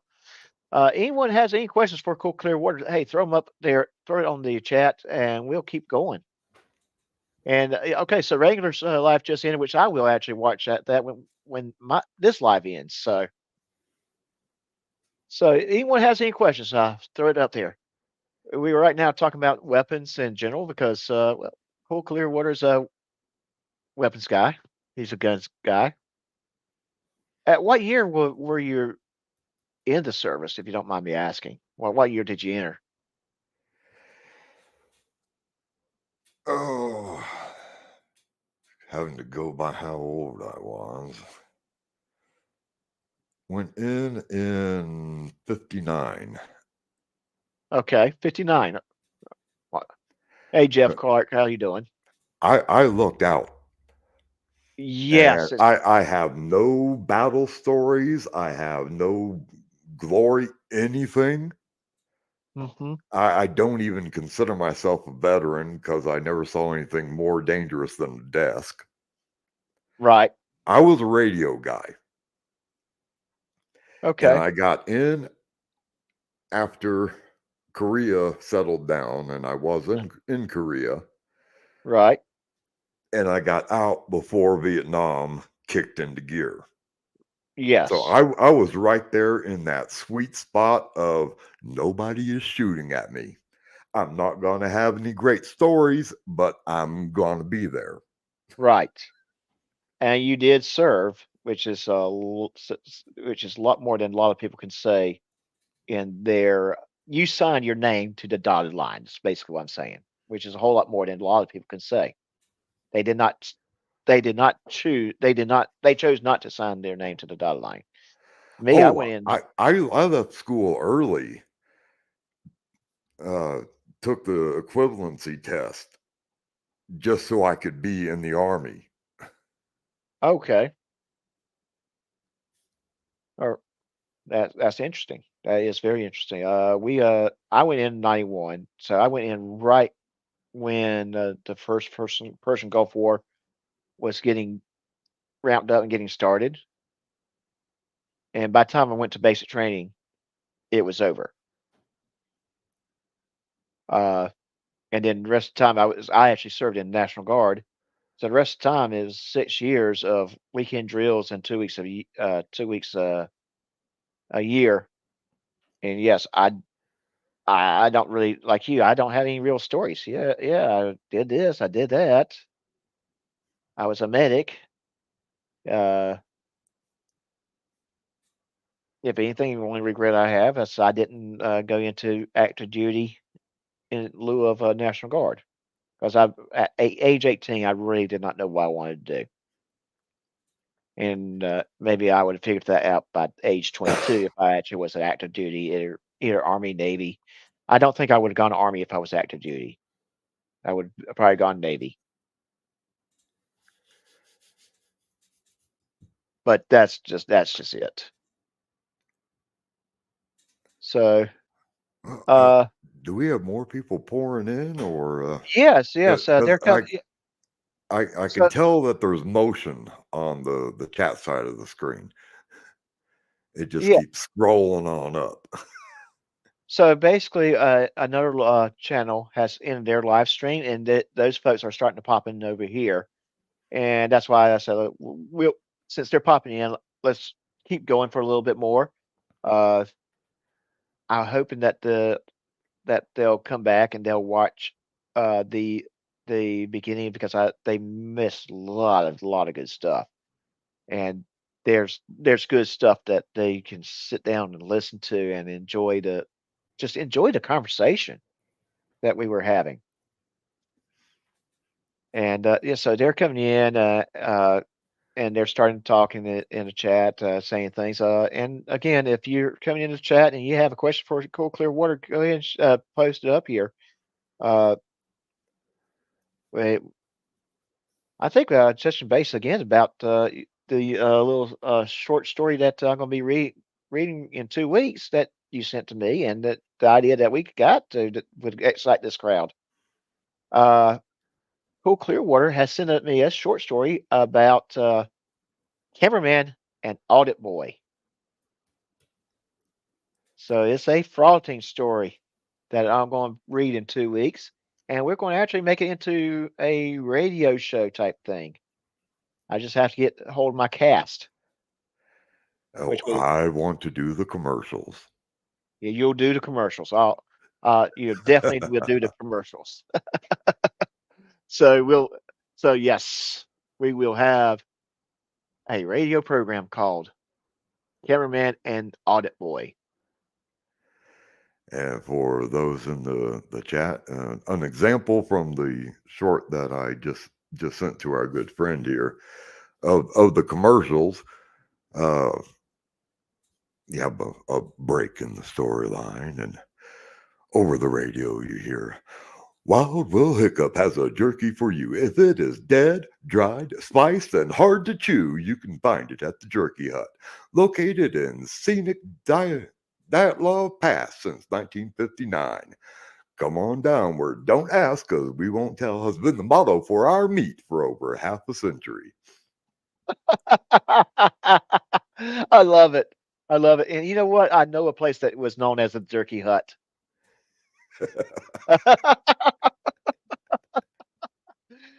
Hey, I have to ask this question. How many people want some beef jerky now? Put a one in the chat if you want some beef jerky. From the Dyatlov Pass, yeah, it gets a little questionable there. Yeah. Well, I did make sure I said the word beef jerky. And yeah, we are getting some ones. Oh, guess who's in the chat right now? Oh, It's Fat S Crazy Girl. Batty is in the chat. Betty! Yes. Oh, the And, sweetheart. and she is, of course, she's unfortunately has work. But I was thinking, I could really torment her since she couldn't really participate and play a prank video, but I did decide not to. Because I knew that would just get her upset, and I would not hear the end of it on Thursday. But yes, Betty is at work today. Like a good employee, she went to work when they needed her at her job. So she's doing an outstanding job. And Betty does ask CCW, how are you today? Oh, I'm doing fairly well. Almost set up. Still a little sore after the difficulties, but doing well.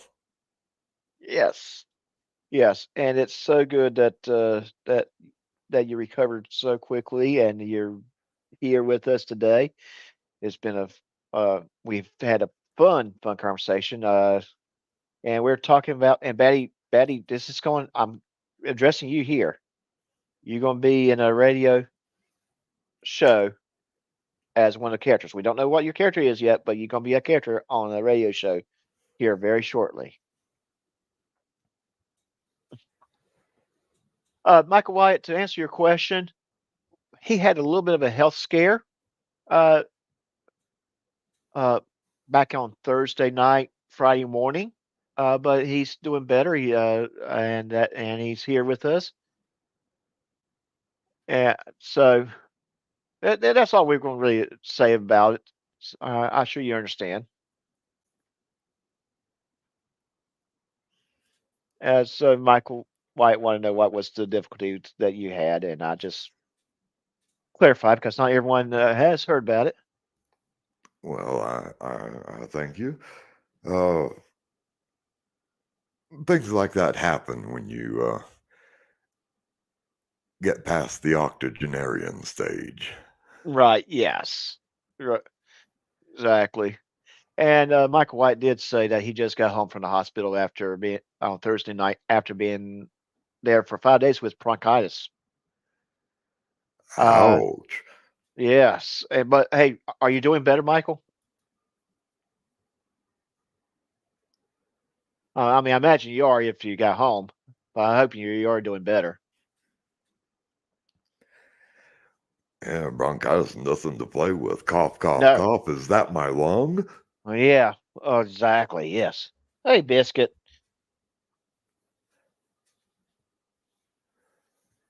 So yeah. Uh, exactly. It's nothing to play with. It's awful when you go through that. And I know how not having a horrible cough feels. And I hear baby again. I tell you, it's trippy, man, because it sounds like she's saying hello. Yep, she's saying howdy. Yeah. So that's crazy girl. To answer that question, you'll have to rewind and listen to the whole show, and you'll figure out what me and CCW is talking about. She wants to know what we're up to. Oh, we're Oh, cooking up something, girl. yeah, yes, we are. Think you'll Yes, like it. yes, we do. I think I think there will be a lot of people that'll like it.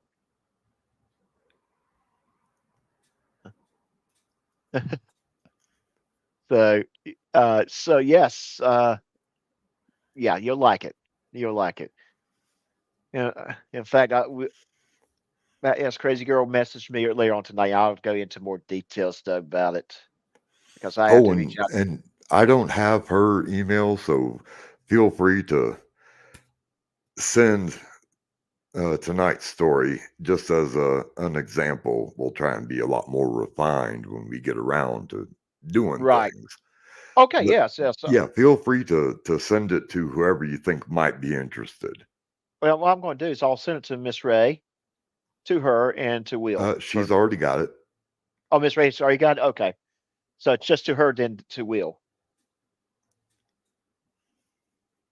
And I will also make sure you have her email address as well, because she says that I can give her email address to you. So I will make sure that's done a little bit later on after we're done with the live stream. And I take care of the cats because when I'm done, they're going to be ready for me to feed them. They're starting to act up a little bit. Oh, I'm not sure if a lovely young lady like Batty wants a drunk old man on the email. That could get downright dangerous. Oh my goodness. Oh my goodness. CyberX, I am sorry to hear about that. Yeah, stroke at such an early age is not great, but I'm glad it's not any physical effects. But yeah, memory can be a mess. Yeah, that can really mess with your memory, though. For those of y'all that are coming in, I don't have my reader up on the chat, so that's why Doc's filling in with what's going on in chat to let me know what's happening. Yes, yes. And unfortunately, I can't bring everything up, but I try to bring what looks key so people can see, so he knows what's going on. Uh, Sometimes I will miss something, but that is the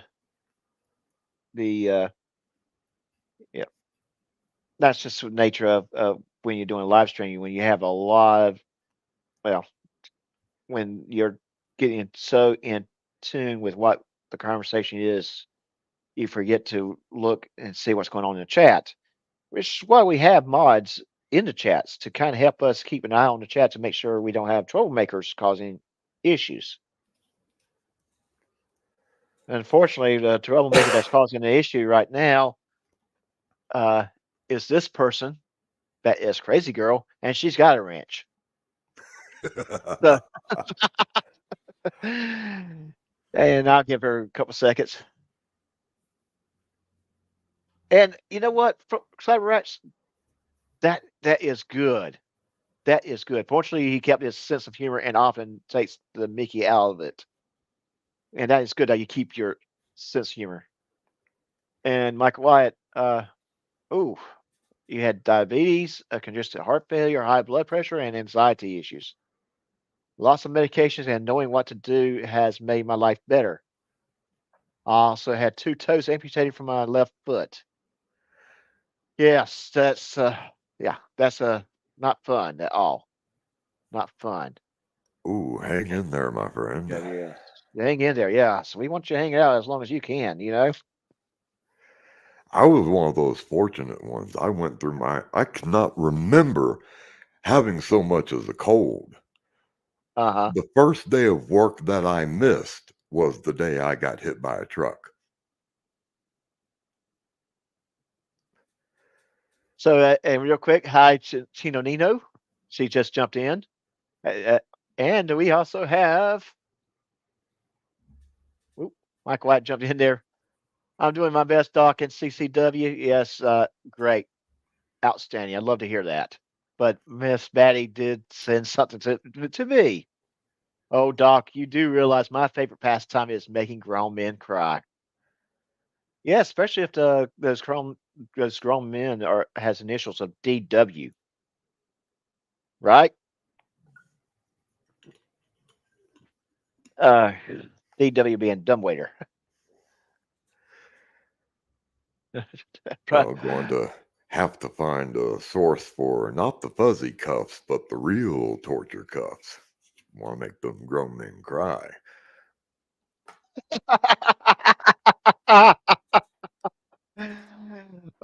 Yeah. Actually, she's having a hard time keeping her fuzzy cuffs. Will keeps on taking them from her. I just keep on asking her, how is Will getting to your fuzzy cuffs? So we don't know how that's happening.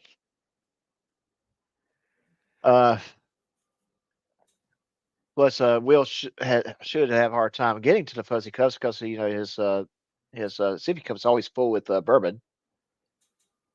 I figured that's what he's doing. He's sneaking the bourbon in and giving it to her, and she's taking her fuzzy cuffs.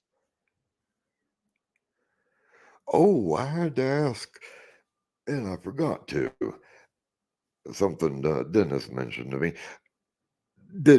Was Will using a binky in one of your screenshot title shots?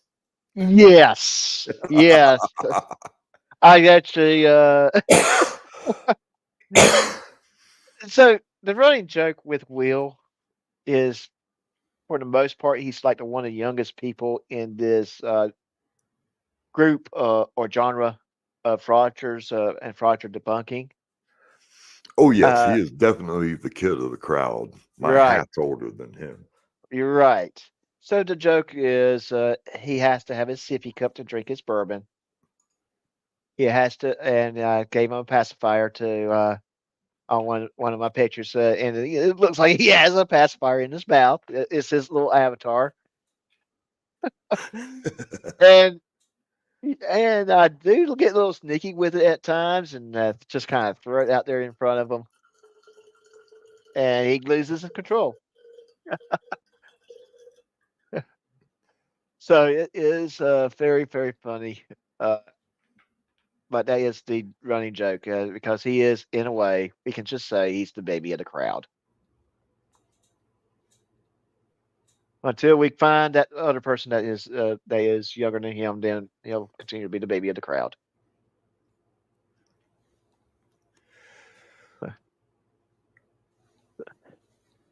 And I'm sure everyone saw that picture, right?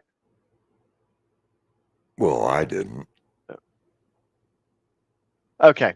Yes, that's a joke. I mean, come Oh on. yeah, yeah, I know, I know, I know. I was getting ready.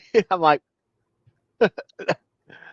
I was. I'm going to actually put that picture up on the screen real quick so people would see what I'm talking about. Give me a second, because it was yeah, the this past episode. So where is it? There, yeah, there it is. Let me get that going. Uh-huh.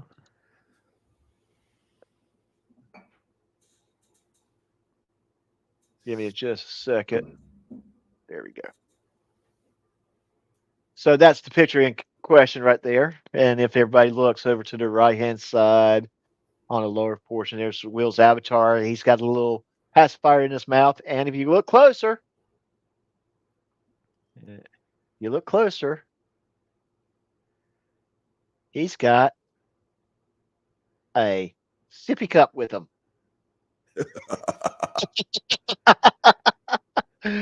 So it was actually very funny. Uh very, very, very funny. Oop, I'm sorry, I hit the wrong button. There we go. All right, Patty. Patty has to get back to work. It's great. Thank you for jumping in, and thank you for yeah. Take care of yourself. Yourself. Glad you're doing better. And Doc, you better watch out. Yeah, I'm Patty, glad you could join us, buddy, yes, if even for a moment. yes, it is. Yes, it's always good. And Betty, I'm not scared of you. And now I have to go make sure my doors are locked tonight.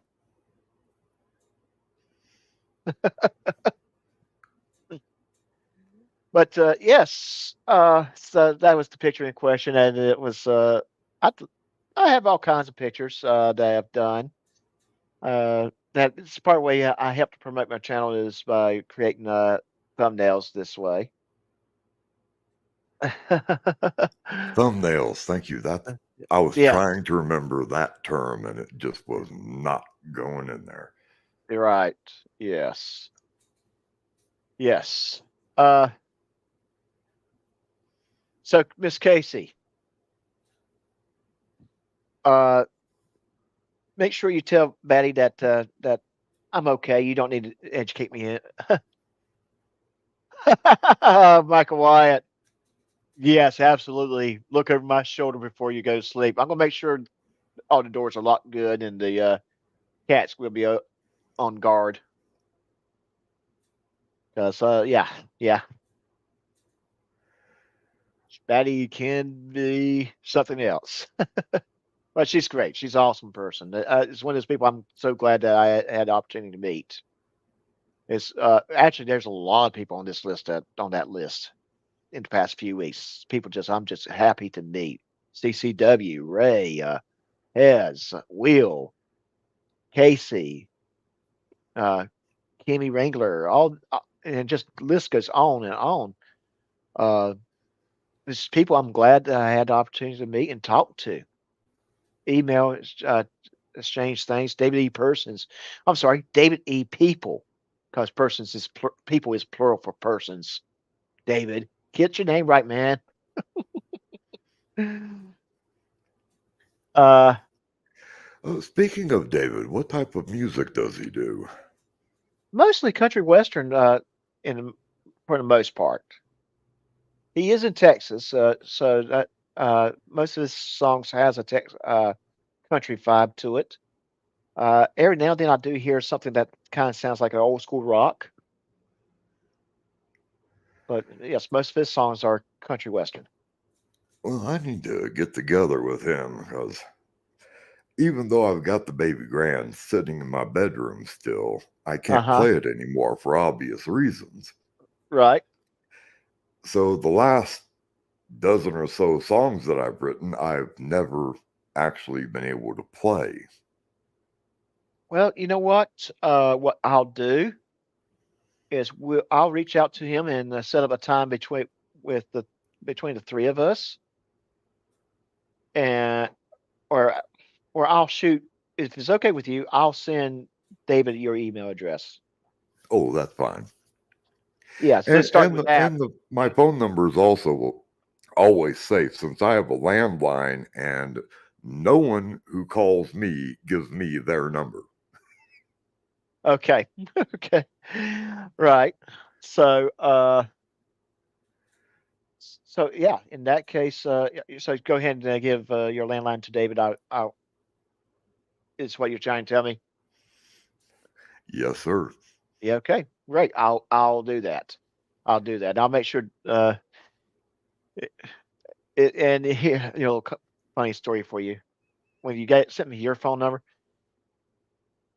the bad thing was I assumed it was going to be a mobile number because you don't have many landlines anymore. Oh, and I Well, was about ready to I send can't a. use the mobile ones. Yeah, makes sense.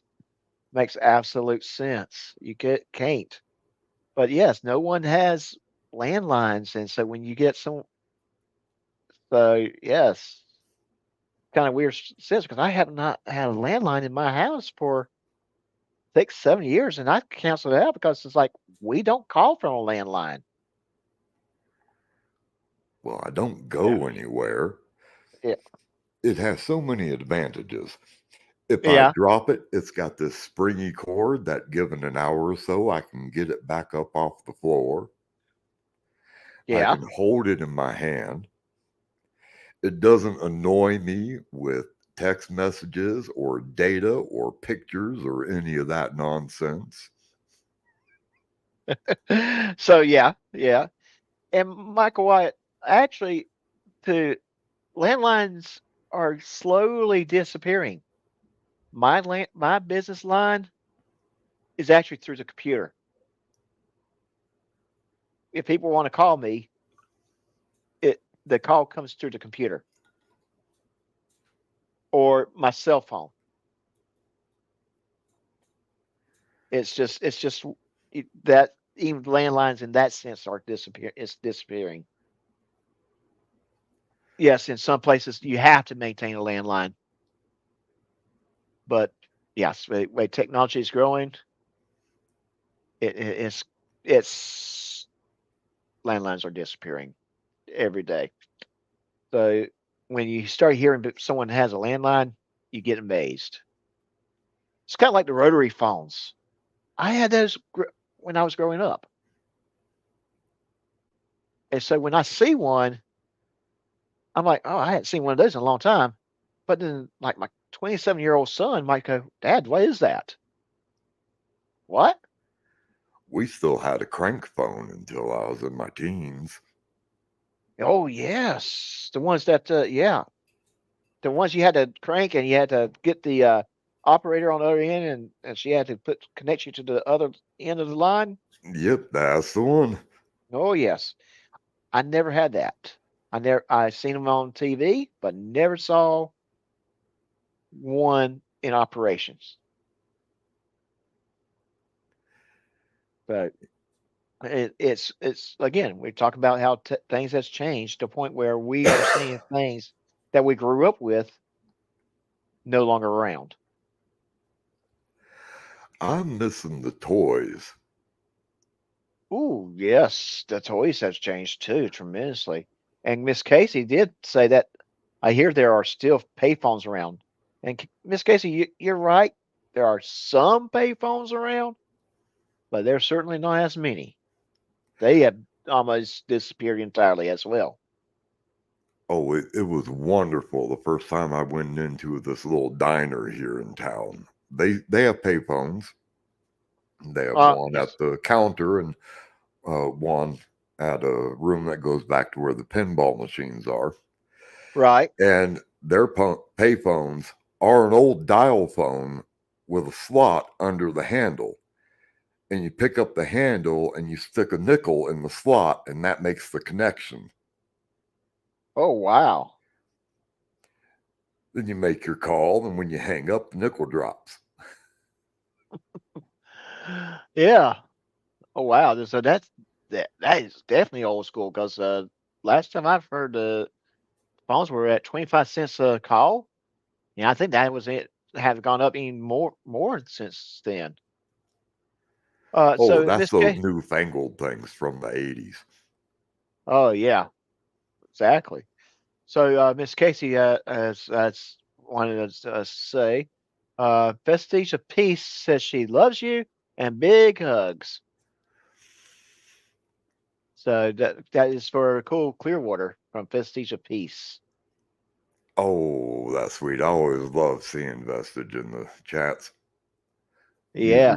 Usually run into that name over on Vilified Freedom's channel. All right. Oh, so this is interesting. So Batty throws a very interesting factoid about payphones. Fun fact: payphones are at the Masters Golf Tournament because they don't allow phones. Okay, now I have to go to work. Okay. So, hey, but that is fun. That is actually very interesting. It's and I can see why they do not allow phones at the golf tournament.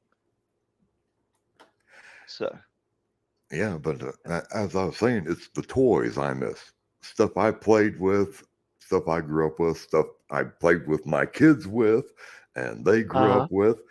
And it's just gotten too sissified out there. I mean, what the heck was wrong with lawn darts? Darwinism in action. If you're too dumb to not get out from under that thing when it's coming down, Yeah, that's true. What happened to lawn darts? love those things. And oh gosh, what else? Well, I mean, you still can get BB guns, but my gosh, if you told some of these parents around here that you're getting a BB gun for your kid, you might as well have told them that you're training them to be. Well, I won't even say it. I won't even say it because that would be not nice thing to say. Yeah, I get your point because Yeah. I went to school riding to school with my rifle on my back on my bicycle.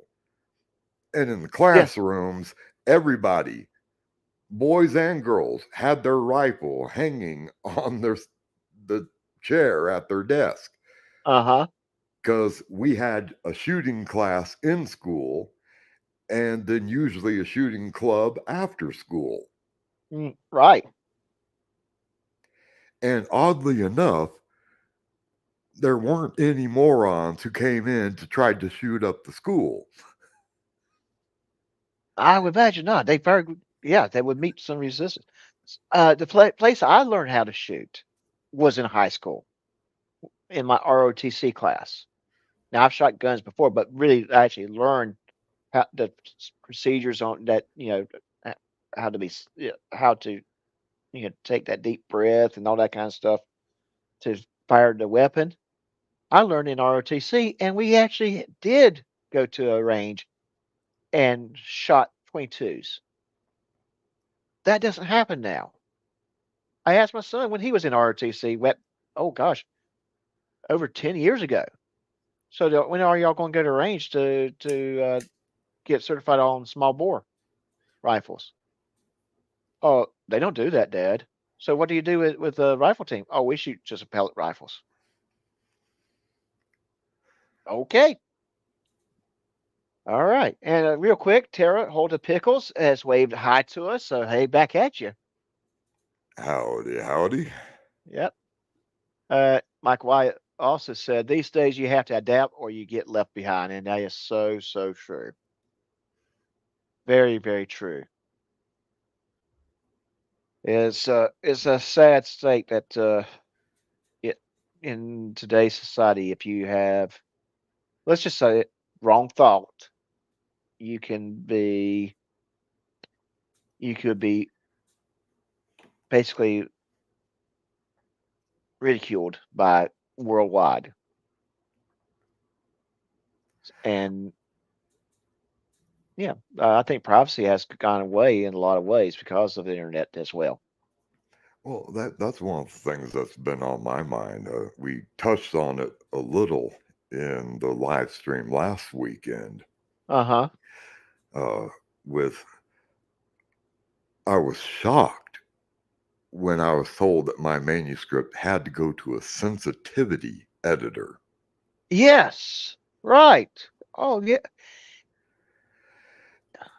And now I'm looking at getting a channel going, and I'll never keep track of what all the taboo subjects are and what jokes you can't tell. And my Mm-hmm. goodness.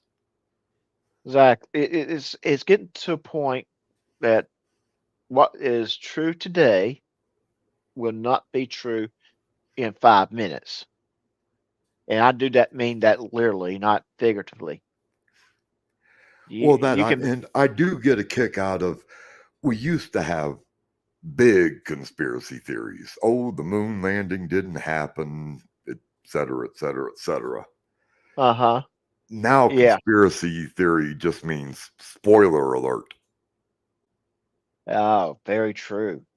Very, very true. Because it seems like more and more conspiracy theories are coming true. And real quick, if everyone wants to hear about Miss Ray Ray, put a one in the chat. I got put a one in the chat if you want to hear about Ray Ray. She just sent me an update. Well, I don't have chat right now, but one. One. Okay. Okay.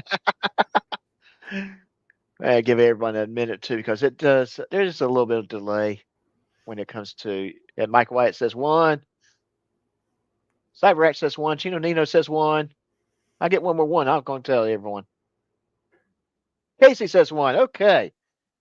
So Ray just texted me. Well, sent me a Facebook message about to be in Idaho. Joe. Joe is my actual real first name, but yeah, she's about ready to be in Idaho, and that's an inside joke too about Idaho. But And anyways, once you look at the map and you look at the border between Idaho and Montana, uh-huh. and you realize that if you're just looking at the border, that's Montana Biden sniffing Idaho, you can't unsee it.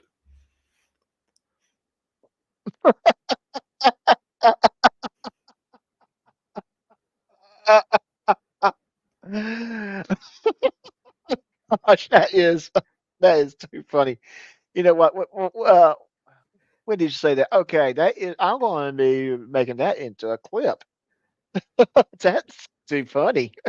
I had to look at what time you said that, so when I pull the video down, I can go to the right to that point and pull that little segment down. Uh, that is funny, and everyone's laughing. They're having like riots. There's a couple of people that just lost it, like me. Oh goodness. Okay. Well, it is getting up to about 5 o'clock. Like I said, I got to get ready to feed the kitties and start getting my dinner ready for tonight. I think we had a great show. We've talked a little bit earlier, and Paul Clearwater will be back with us. We'll do another show with him. We may actually do a show with a little bit more of a panel where we might talk about that little radio show we might be doing, starring Batty. I think Batty should play Audit Boy. What do you think? Not quite right. Not Not you quite the don't think? right voice.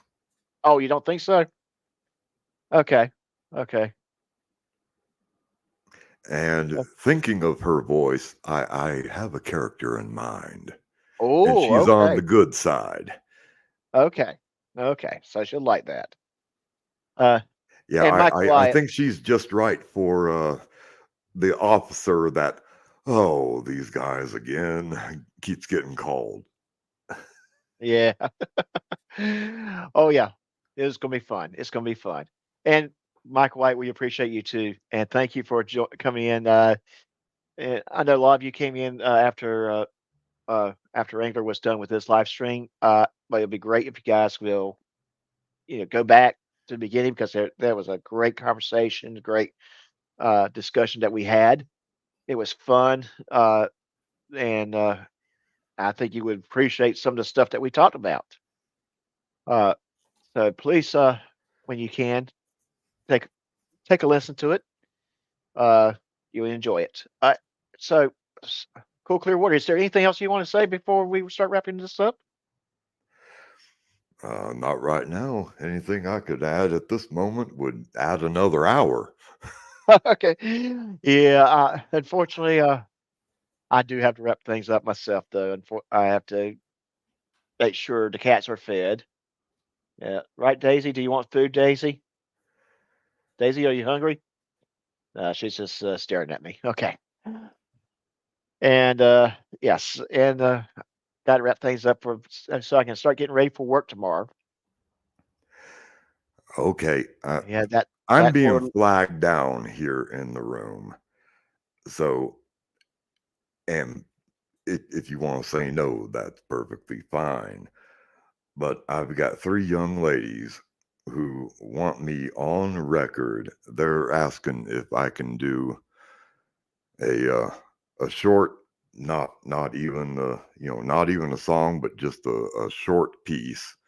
So they've got their papa that they can pull up on the screen with my voice. Yes, certainly, certainly. You want to do it right now?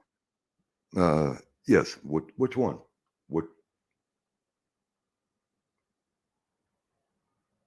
Oh, agree upon something, please. Okay. Chantilly lace and a pretty face and a ponytail hanging down, a wiggle in the walk and a giggle in the talk.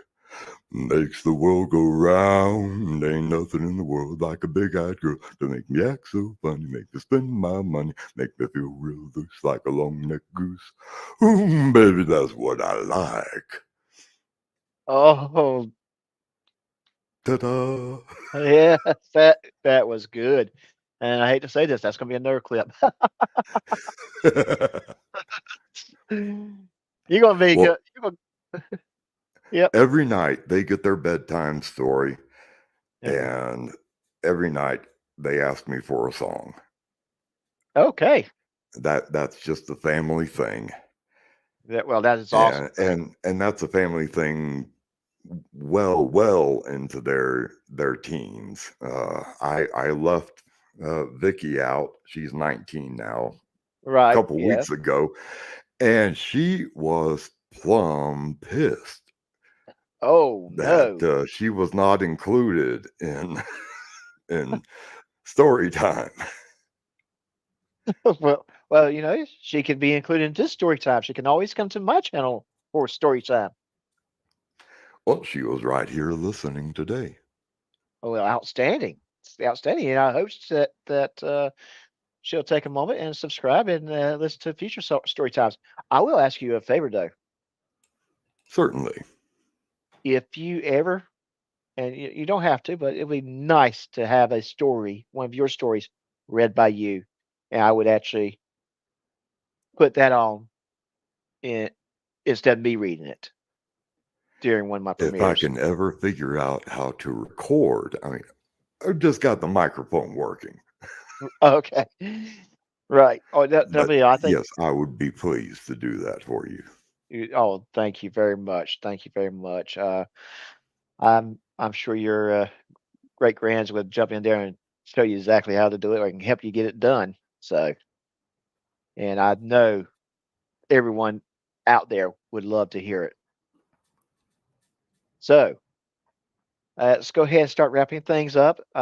Thank you, Cool Clearwater. Thank you for being on. I want to say also a special thank you to the family, to the great grands, to the granddaughters, to everyone that's there.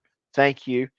Uh, Cool Clearwater is an awesome person. I am so pleased that I had the opportunity to meet him and to talk to him.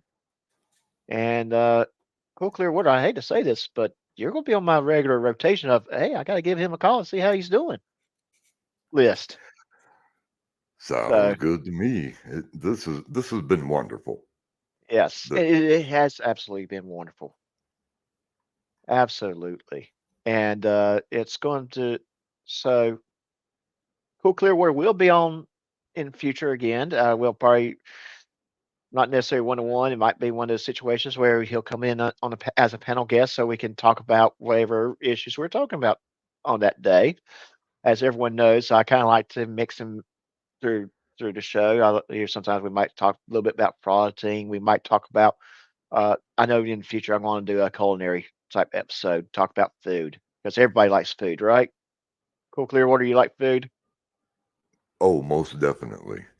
Yes, and of course, one day we'll be talking about whiskey. I know that's coming. So, Well, I need some prep time for the whiskey show. oh, you need some prep time?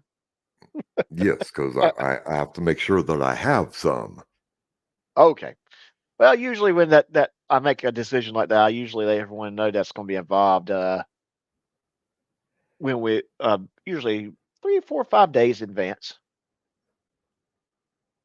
You so yeah, it's not a surprise unless something crazy happens that changes things. But yes, I try to let everyone know, like at least a week, 3 to 4 days minimum notice, because it is important for everyone to kind of get their mind around being on a show. I think as well. All right, so Cool Clearwater, I'm going to go ahead and put you in the backstage. If you want to sit tight and let me wrap things up, that'd be great. Alrighty. Okay. And everyone, I like to thank everybody that has been on this show today that came in and watch. Thank you for joining in, and thank you for all the questions that you have asked. And I also going to have to say that thank you for watching, being here. If you have any stories, poems, music, art that you would like to feature on this program, please email it to a.lanews.stories@gmail.com. Please like, subscribe, and share, and comment for this channel and show. And until next time, take care of yourself.